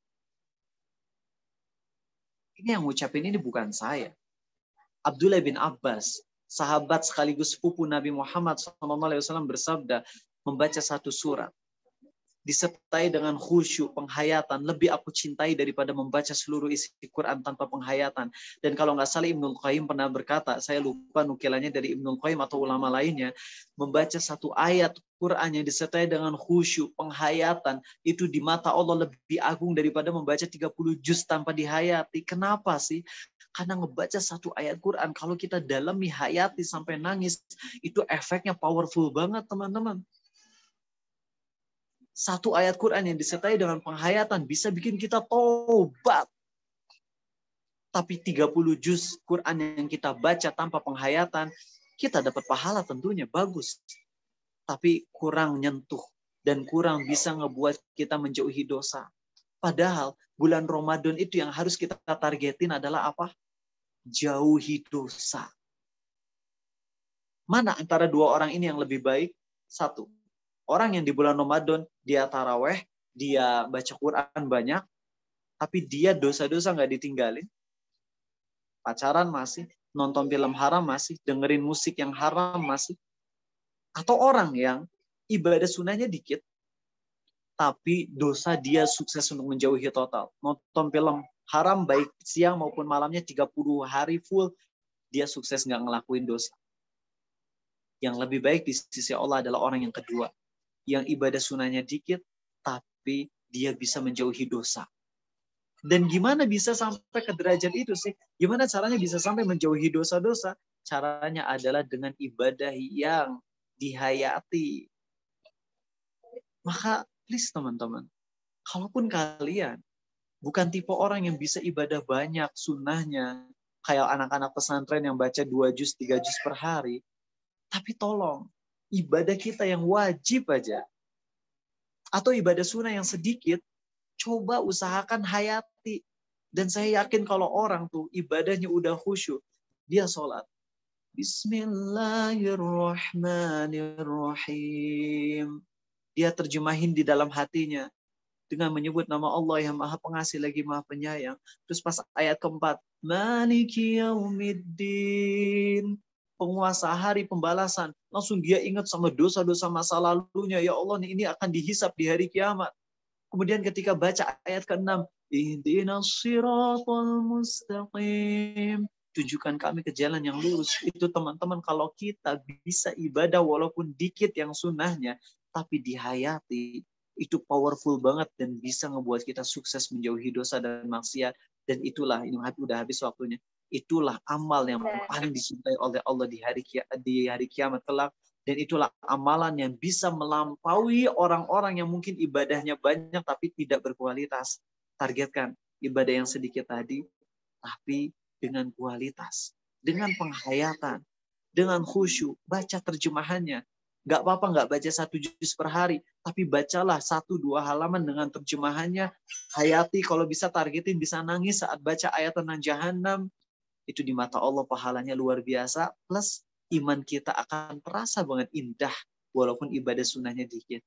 Demikian dari saya, semoga manfaat. Silakan masuk ke tanya jawabnya.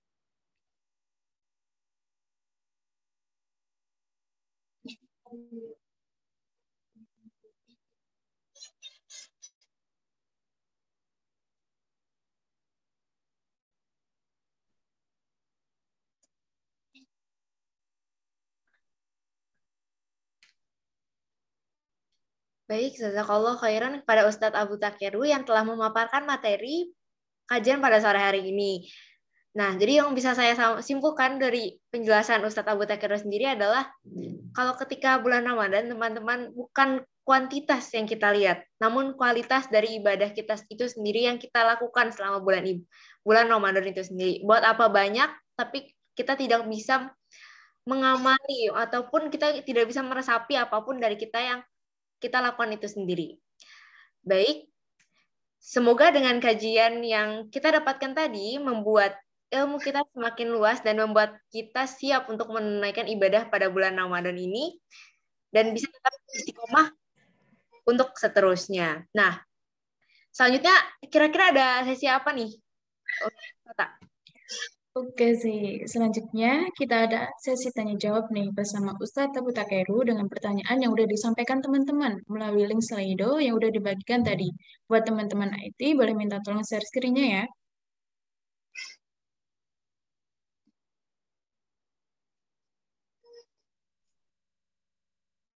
Baik, nah sekarang mungkin kita langsung masuk aja kali ya untuk beberapa pertanyaan ini udah ada yang masuk dan udah di-like sama banyak orang. Berarti mungkin ini pilihan teratas dari teman-teman sekalian. Yang pertama, mungkin akan saya bacakan.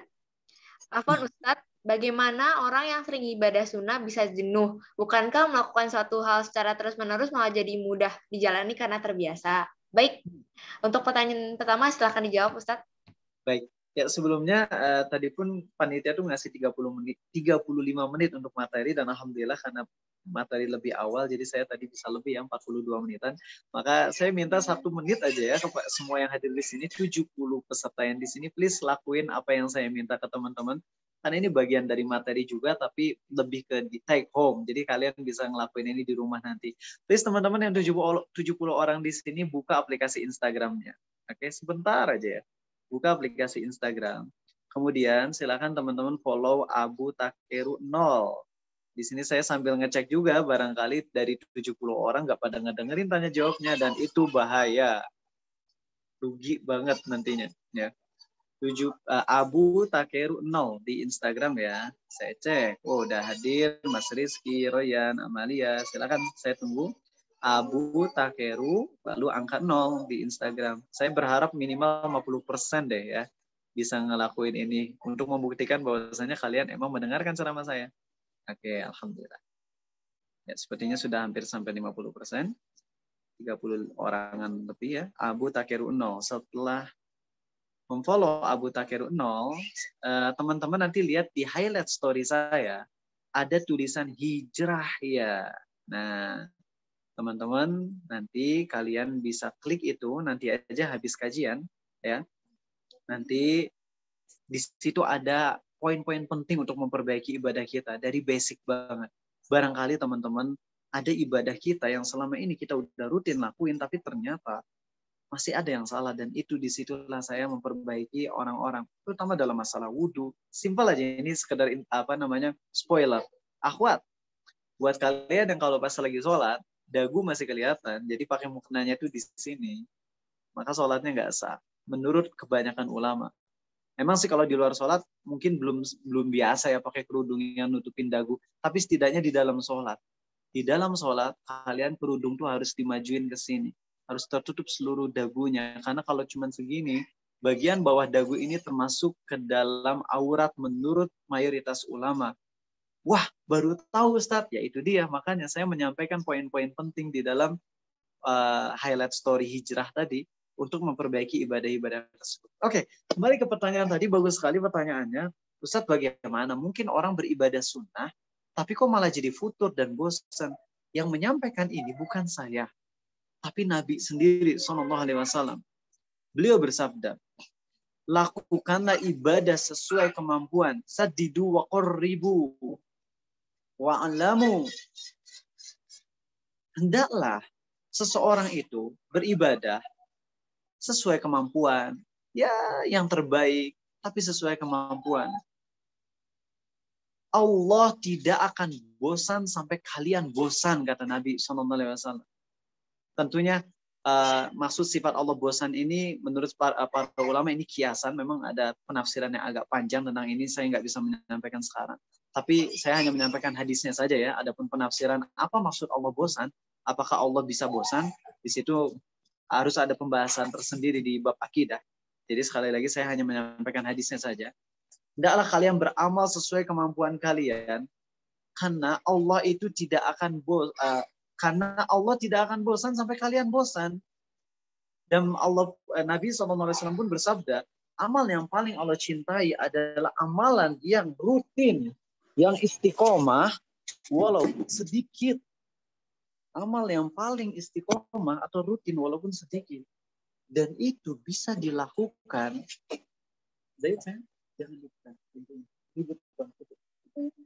Teman-teman semua, maaf ya.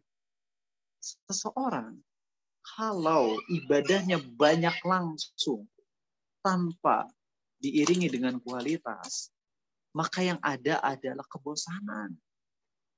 Dan ini banyak loh hadisnya. Di antaranya ada juga sahabat Nabi SAW yang sholat tahajud, dia lama banget sampai megang tali. Dia tahajud karena nggak kuat sampai megang tali. Itu kan kalau kita ngelihatnya, wow, keren banget tuh. Maksain diri untuk tahajud sampai mantap banget. Tapi ternyata Nabi SAW malah melarang hal itu.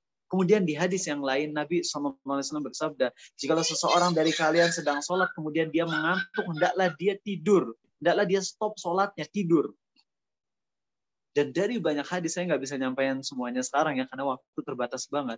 Para ulama menyimpulkan, ibadah itu yang diawali adalah kualitasnya dulu. Jangan kuantitas. Oke? Kualitasnya dulu. Ketika seseorang kualitas ibadahnya itu udah mantap, maka dengan sendirinya dia akan menambah kuantitas.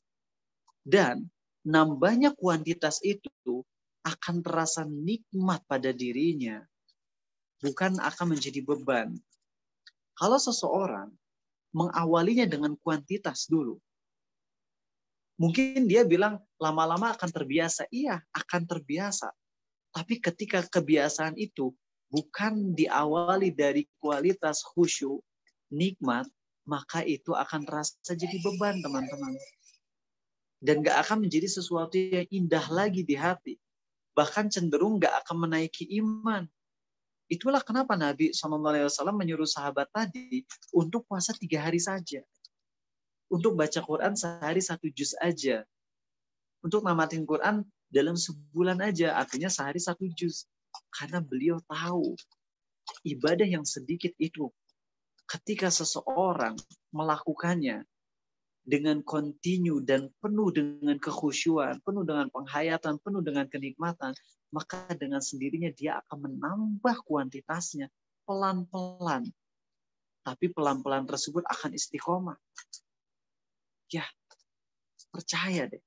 Orang yang kalau baru hijrah, dia langsung ikut kajian, semua ustadz dihadiri, 5 kajian, 6 kajian ustadz dalam seminggu. Paling 1, 2, 3 minggu dia akan drop. Dan gak akan kajian lagi. Tapi orang yang ketika dia hijrah, dia memulai dari rutin istiqomah ikut 1 kajian ustadz. Sehingga 1 kajian per minggu itu menjadi hal yang sangat dinanti-nanti. Hal yang sangat indah, yang dikangenin banget. Terus dia istiqomah. Dalam setahun, 2 tahun, seminggu cuma 1 kajian ustadz, tapi istiqomah rutin. Lama-lama ketika dia udah istiqomah, bahkan apapun yang terjadi nggak pernah skip tuh kajian, lama-lama dia akan terdorong untuk nambah kajian 2 kali. Terus saja. 2 kali akhirnya menjadi hal yang sangat indah di hatinya. Dan ini yang harus kita keep. Jangan sampai kita ada di posisi di mana kajian tuh menjadi beban. Maka buat kalian yang ingin memulai ibadah sunnah, jangan awali dengan target 1 juz. Tapi awalilah dengan target 1 halaman dulu, tapi pakai penghayatan. Baca 1 halaman dengan terjemahannya, targetin ingin bisa nangis, terutama pas ayat-ayat tentang azab. Maka dengan ibadah yang sedikit tapi berkualitas, benar-benar khusyuk dihayati, itu akan mendorong kita untuk melakukan ibadah lagi yang nambah, tapi setiap kali kuantitas ibadah nambah, yang ada adalah hati kita akan semakin nikmat. Saya pengen coba deh ya. Ini saya tahu mayoritas orang nggak ngeh sama ayat ini. Tapi saya pengen coba ngecek. Saya pengen nyoba ke Mas Royan Nur Syahid. Kedengeran Mas Royan? Oke. Mas Royan. Iya, saya pengen nanya. Surat Yusuf. Apa yang Mas Royan hayati dari surat Yusuf? Gak apa-apa Mas Royan, jujur aja. Kalau belum tahu, ya bilang nggak tahu aja. Atau misalnya ada yang saya tahu dan saya bisa kesentuh sama ayat ini. Atau kisah tentang surat Yusuf yang Mas Royan ingat apa? Izin menjawab, Ustadz. Mungkin kalau tidak salah yang saat Nabi Yusuf itu bukan yang sama Zulaiha. Iya, betul. Oh, iya. Saya tahu kebanyakan cowok kalau diingetin surat Yusuf yang diingat itu. Iya, dan saya ingatnya itu, Dan. Ingatnya itu. Ada nggak, Mas Royan pernah nggak menghayati atau kesentuh gitu? Nggak apa-apa, jujur aja ya. Kalau misalnya enggak, yang bilang enggak aja nggak apa-apa. Ini bukan riak kok, ini lagi pendidikan kok. Nggak apa-apa. Pernah, Mas Royan? Mungkin bukan di surat Yusuf, Dan. Mungkin bukan di surat Yusuf, bagus. Tapi surat lain mungkin Ar-Rahman, ayat tentang azab mungkin pernah ya, Masya Allah. Iya. Bagus. Mungkin di surat Al-Baqarah yang ayat 185 yang tentang Allah itu dekat itu, Ustaz. 186. Oke. Iya, Bagus. 186. Mas Royan menghayati surah Al-Baqarah ayat 186. Coba kalian surat Yusuf, ini adalah salah satu surat yang mungkin kebanyakan orang nge-skip penghayatannya. Padahal di awal surat Yusuf itu ada ayat yang bisa bikin orang nangis. Dan saya menyampaikan tafsir surat Yusuf di hadapan jemaah. Itu jemaah nangis sampai setengah jam, teman-teman. Mereka nggak berhenti nangis. Saya bukan pamer, tapi saya ingin menyampaikan aja. Orang yang ketika ngebaca surat Yusuf dengan tenang, pelan, penuh penghayatan, itu akan menemukan rahasia-rahasia dan tadabbur yang luar biasa. Kalian mau tahu? Nih, surat Yusuf, salah satu ayat yang paling nyentuh hati dan bisa bikin kita menggigil atau gemetaran adalah ayat di awal, ayat belasan, yaitu ucapan kakak Nabi Yusuf. Ketika kakak Nabi Yusuf ngucapin ini, "Uqtulu Yusufa aw yatrahuhu ardan yakhlu lakum wajhu abikum wa takunu min ba'dihi qawman salihin." Lihat, apa kata kakak Nabi Yusuf? Kakak Nabi Yusuf berkata kayak gini, "Mari kita bunuh Yusuf, atau mari kita buang Yusuf ke tempat yang jauh, agar ayah jadi nggak pilih kasih." Jadi kalau kita udah bunuh Yusuf atau kita buang Yusuf ke tempat yang jauh, nanti ayah akan cinta ke kita, nggak akan pilih kasih ke Yusuf lagi. Lalu setelah kita melakukan dosa tersebut, mari kita taubat dan mari kita menjadi orang yang soleh. Kalian tahu, kakak Nabi Yusuf ngucapin statement tadi di awal surat Yusuf, yuk kita bunuh Yusuf, bahasa simpelnya yuk kita maksiat lalu tinggal taubat gitu loh. Tapi ternyata mereka baru bisa taubatnya di ending surat Yusuf. Setelah 80 tahun baru mereka bisa taubat. Kenapa? Allah tutup hati mereka. Gara-gara apa? Gara-gara meremehkan dosa. Gara-gara statement, yuk maksiat dulu nanti tinggal taubat. Akhirnya yang harusnya mereka langsung tobat, kan habis bunuh Nabi Yusuf harusnya langsung tobat. Ternyata mereka nggak jadi tobat. Baru tobatnya di ending surat Yusuf, yaitu setelah 80 tahun menurut sebagian ulama. Pernah nggak kita ngelakuin dosa, dan di hati kita ada perasaan gitu, udahlah maksiat dulu, nanti tinggal tobat. Jangan-jangan gara-gara kita ngelakuin itu, hati kita ditutup. Bukan 80 tahun lagi, tapi sampai mati. Dahsyat banget kalau kita menghayati ayat itu. Itulah kenapa saat ada seorang temannya Abdullah bin Mas'ud, sahabat Nabi SAW, punya teman. Temannya curhat gini. Hei Abdullah bin Mas'ud, aku tadi malam tahajud 1 rakaat ngebaca 5 juz. Tahu apa statement dari Abdullah bin Mas'ud? Hei, malah marah tuh Abdullah bin Mas'ud. Bukannya memuji, oh keren, semalam 5 juz dalam 1 rakaat. Tapi beliau malah marah. Ini Abdullah bin Mas'ud adalah sahabat yang udah dijelas masuk surga. Karena beliau veteran Badar. Dijamin masuk surga nih oleh Nabi SAW. Tapi ketika ngelihat ada temannya yang ibadah 1 rakaat 5 juz, bukannya dipuji, tapi malah dimarahin. Kamu tuh sholat, baca Quran atau baca syair sih? Kalau sholat jangan gitu. Kalau baca Quran tuh jangan gitu. Kalau kamu baca Quran, bacalah dengan tenang, dengan perlahan. Ketika kamu melewati ayat tentang azab, berhentilah. Kemudian berdoalah pada Allah perlindungan dari azab. Jadi kalau kita ngelihat para ulama terdahulu, mereka yang kuantitas ibadahnya wow, itu langsung teman-teman. Itu bertahap. Kemudian secara gradually nambah. Tapi nambahnya ibadah mereka tuh disertai dengan kualitas yang luar biasa. Makanya mereka istiqomah. Kalau sekarang kalian ngelihat, loh, dulu anak pesantren bisa sehari 2 juz, 3 juz, keluar dari pesantren kok bisa ya jadi malah nggak baca Quran sama sekali? Jawabannya udah paham kan kenapa? Karena ketika di pesantren dilangsungin jereng. Dia harusin tahajud 1 juz per malam. Biar biasa. Itu problemnya teman-teman. Ketika dipaksa 1 juz per malam biar biasa, tapi nggak disertai dengan penghayatan, endingnya keluar berhenti. Kecuali orang yang Allah beri hidayah. Tapi orang yang memulai dengan bacaan tahajud, mulai 2 rakaat dulu aja. Tapi khusyuk, nangis pas baca Al-Fatihah. Pas doa sujud, Subhana rabbiyal a'la, maha suci Tuhanku yang maha tinggi, aku rendah, aku hina. Sambil ingat sama dosa, 2 rakaat tapi penuh penghayatan, dia nangis. Nanti ketika dia udah lama-lama tuh, udah tahajud tuh jadi sesuatu yang ngangenin banget. Nanti lama-lama ngerasa, aduh 1-2 rakaat tuh gak cukup, ya Allah aku pengen nambah jadi 4 rakaat. Lalu istiqomah pelan aja, tapi penuh penghayatan. Percaya deh teman-teman, itu yang bisa bikin kita imannya kuat banget, dan itu yang bisa bikin kita maksiat berhenti, yaitu saat kita ibadah sedikit tapi penuh kekhusyuan. Ibadah sunnah sekali lagi. Kalau ibadah wajib itu 0 tolerance. Kalau ibadah wajib nggak boleh dikurangin lagi. Satu pertanyaan terakhir, tinggal 2 menit, silakan.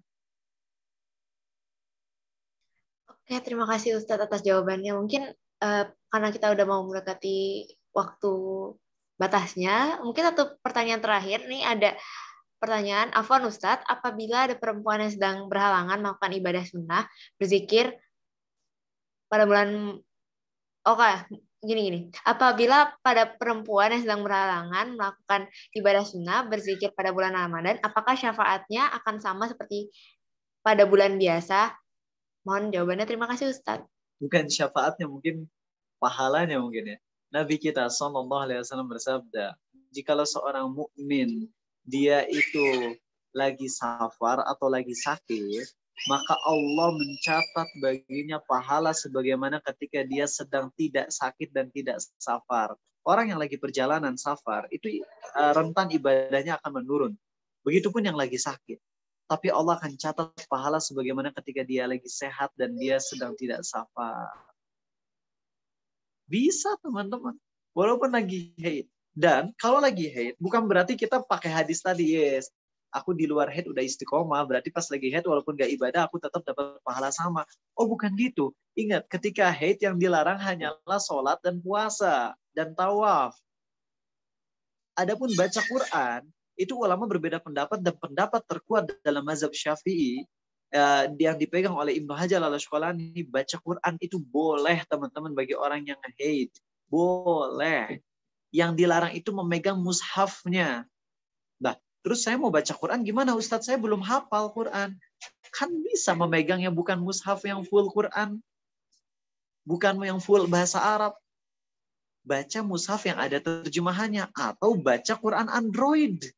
Karena Quran di Android itu kehitungnya bukan mushaf full bahasa Arab. Itu kehitungnya adalah alat device yang tercampur. Karena di dalam handphone kita nggak semuanya Quran kan. Ada drama Koreanya juga mungkin buat akhwat ya. Ada juga hal-hal yang lainnya. Maka memegang Quran Android itu boleh walaupun dalam kondisi seseorang haid, teman-teman. Paham ya? Jadi jangan alasan istri saya lagi bulanan nih, tapi bisa baca Quran, baca tafsir. Bisa ibadah lain, yang nggak bisa kan cuma puasa sama sholat doang. Ya, jadi please teman-teman maksimalin bisa. Ustadz saya lagi head tuh sakit banget, nggak bisa konsen. Ya udah tiduran. Sambil tiduran, sambil sakit baca astagfirullah ya Allah. Insya Allah pahala melimpah dan iman terjaga. Oke, seperti itu. Makasih teman-teman, dan waktu sudah habis. Ya, alhamdulillah.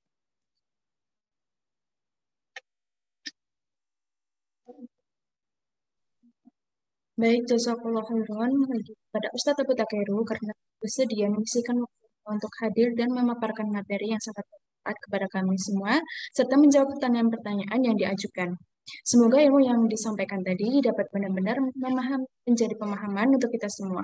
Terlebih menjadi bekal untuk kita semua dalam menyambut bulan Ramadan ini dan ke depannya. Dan tidak lupa kepada teman-teman, mari kita doakan kepada bersama supaya Ustadz Abu Takeru selalu diberikan kesehatan dan kelancaran dalam menjalankan urusannya oleh Allah Subhanahu wa taala. Amin ya rabbal alamin.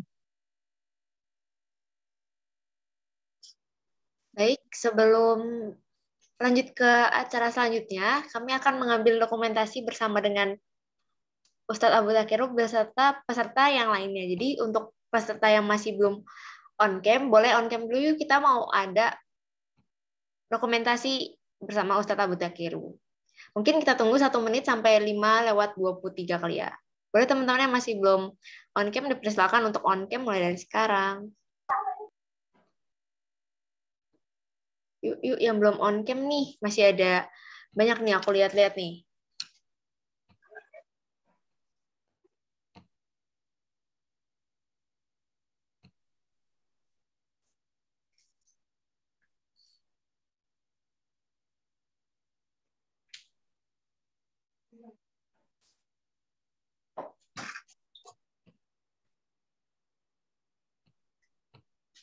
Oke, baik. Sekarang udah 5:23, jadi mungkin kita ambil saja dokumentasi pada acara hari ini sama Ustadz Abu Takeru. Kepada media dipersilahkan.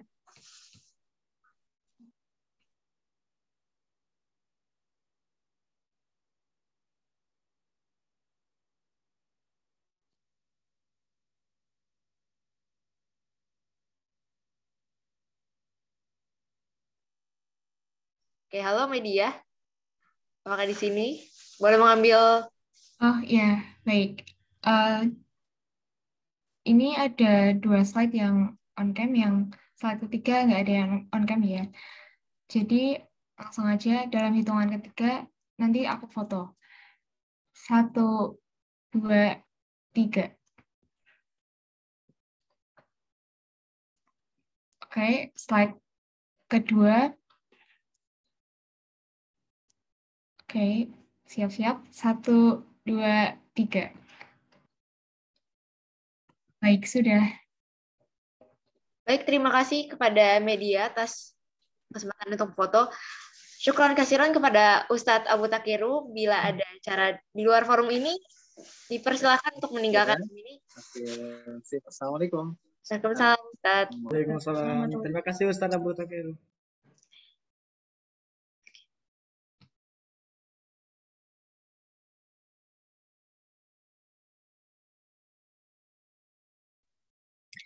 Wah, udah mendekati azan nih. Oke, mungkin bisa kita sudahi ya.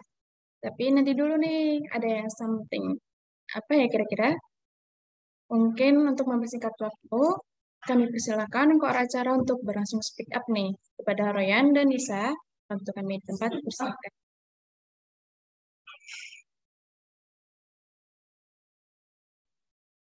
Halo, Assalamualaikum warahmatullahi wabarakatuh. Terima kasih buat MC yang udah ngundang kita lagi. Kita mau ngapain nih, Royan? Mau bagi-bagi tiket umroh boleh nggak, Nis? Pengennya sih gitu, cuman dananya ada nggak nih? Enggak kayaknya. Kan di traktir kamu, Nis. Ya udah, ini kayaknya udah jam segini. Udah waktunya beli takjil nggak sih? Iya, bentar lagi buka ya. Apalagi yang di Jogja nih, udah mau buka. Iya, bentar lagi. Kamu mau beli apa, Nis? Nggak tahu deh. Kalau aku mau beli ini sih, mau beli kebab, mau ikut nggak, Nis? Mau dong. GoFoodin. Nggak ada gratis ongkir sayangnya. Diklaim dulu, Mas. ya udah malah keluar tadi topik. Yuk to the point aja. Oke, untuk panitia boleh share screen lagi. Nah, kita mau ngingetin lagi buat teman-teman semua bahwa kita ada challenge Rimfa 1443 Hijriah, yaitu untuk membuat ringkasan materi yang telah disampaikan oleh Ustadz Abu Takeru tadi. Untuk ketentuannya gimana nih, Royan? Boleh banget dijelasin. Ya, ketentuannya itu mudah-mudah aja ya. Yang pertama tentunya membuat ringkasan dari materi tadi yang Masya Allah keren banget ya, Nis, tadi dari Ustadz Abu Takerunya. Nah, dan ini nanti dibuatnya itu dengan format IG story ya, kayak kalian bisa edit sekreatif mungkin gitu ya. Selain nanti kalian bisa ngulangin materi lagi, kalian juga bisa memperdalam lagi ilmu editing kalian. Keren banget nggak sih, Nis? Bener banget. Jadi nggak cuma dapat ilmu, tapi juga dapat skill baru. Iya, betul banget. Habis itu nanti kalau mau di-upload ke Snapgram kalian, jangan lupa untuk men-tag IG Rimfa @rimfa.ldfkalam dan juga ldfkalam UGM. Dan juga untuk deadline-nya itu nggak mepet-mepet banget. 6 April 2022. 3 hari ya? Iya, benar 3 hari dari sekarang. Jadi masih cukup banget buat teman-teman untuk membuat Snapgram-nya. Oh iya, kira-kira hadiahnya apa nih? Jadi hadiah umroh nggak katanya? Hadiah umroh gimana nih? CB. Gimana? Pengennya sih ngasihnya gitu. Cuman kalau umroh tuh kan kayak lagi corona kan, kayaknya rada susah deh. Kayaknya yang ini aja nggak sih, yang nggak kalah menarik tapi bukan umroh. Apa tuh? Apa ya? Kita ini aja, kita rahasiain dulu. Ntar kita bagi tahu lagi. Oh, kalau diskon UKT juga bisa nggak, Nis? Kita boleh diomongin sih. Oke, mungkin udah ya, Nis. Ya, ini dari kita. Buat teman-teman jangan lupa untuk join challenge-nya karena challenge ini sangat menarik dan juga hadiahnya juga sangat menarik. Ya, menarik banget loh hadiahnya. Nanti kalian bisa tunggu aja. Oke, mungkin ini sekian dari kita berdua. Sampai jumpa lain waktu. Assalamualaikum warahmatullahi wabarakatuh. Terima kasih, MC. Oke, jazakallah khairan kepada Nisa dan Royan atas penjelasan challenge-nya. Dan aku ingetin Nisa lagi buat teman-teman, bisa banget buat ikut challenge-nya. Dan jangan lupa isi link feedback yang udah di-share sama teman-teman OSI di kolom chat ini. Gak terasa ya, udah selesai kajian di Grand Opening Rimfa kita kali ini, teman-teman. Mari kita ambil yang baik-baik dari Grand Opening kita hari ini. Semangat dan selamat untuk kita semua satu untuk menjalani ibadah di bulan Ramadan. Bulan yang suci dan penuh keberkahan ini. Untuk menutup, kita tutup dengan doa kafaratul majelis. Bismillahirrahmanirrahim. Subhanakallahumma wa bihamdika asyhadu an la ilaha illa anta astaghfiruka wa atubu ilahi. Amin ya rabbal alamin. Kami selaku MC, mohon maaf bila ada salah kata dan kepada Allah kami mohon ampun. Saya Rizka Tata Safira dan rekan saya Fauzia Alvina Putri pamit undur diri dari hadapan teman-teman semuanya. Wassalamualaikum warahmatullahi wabarakatuh. Warahmatullahi wabarakatuh. Terima kasih teman-teman. Sampai jumpa.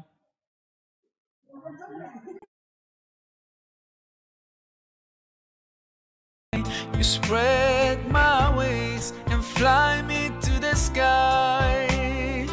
I feel so alive. It's like my soul thrives in your light. But how I wish you'd be here with me all year around. Ramadan, Ramadan, Ramadan ya Habib. Ramadan, Ramadan, ليتك دوما قريب.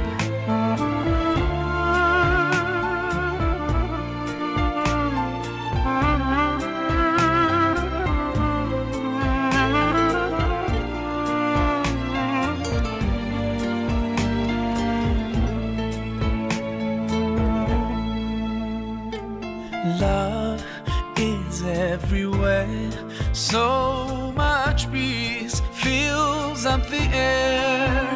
Ramadan, month of the Quran, I feel it inside me, strengthening my iman.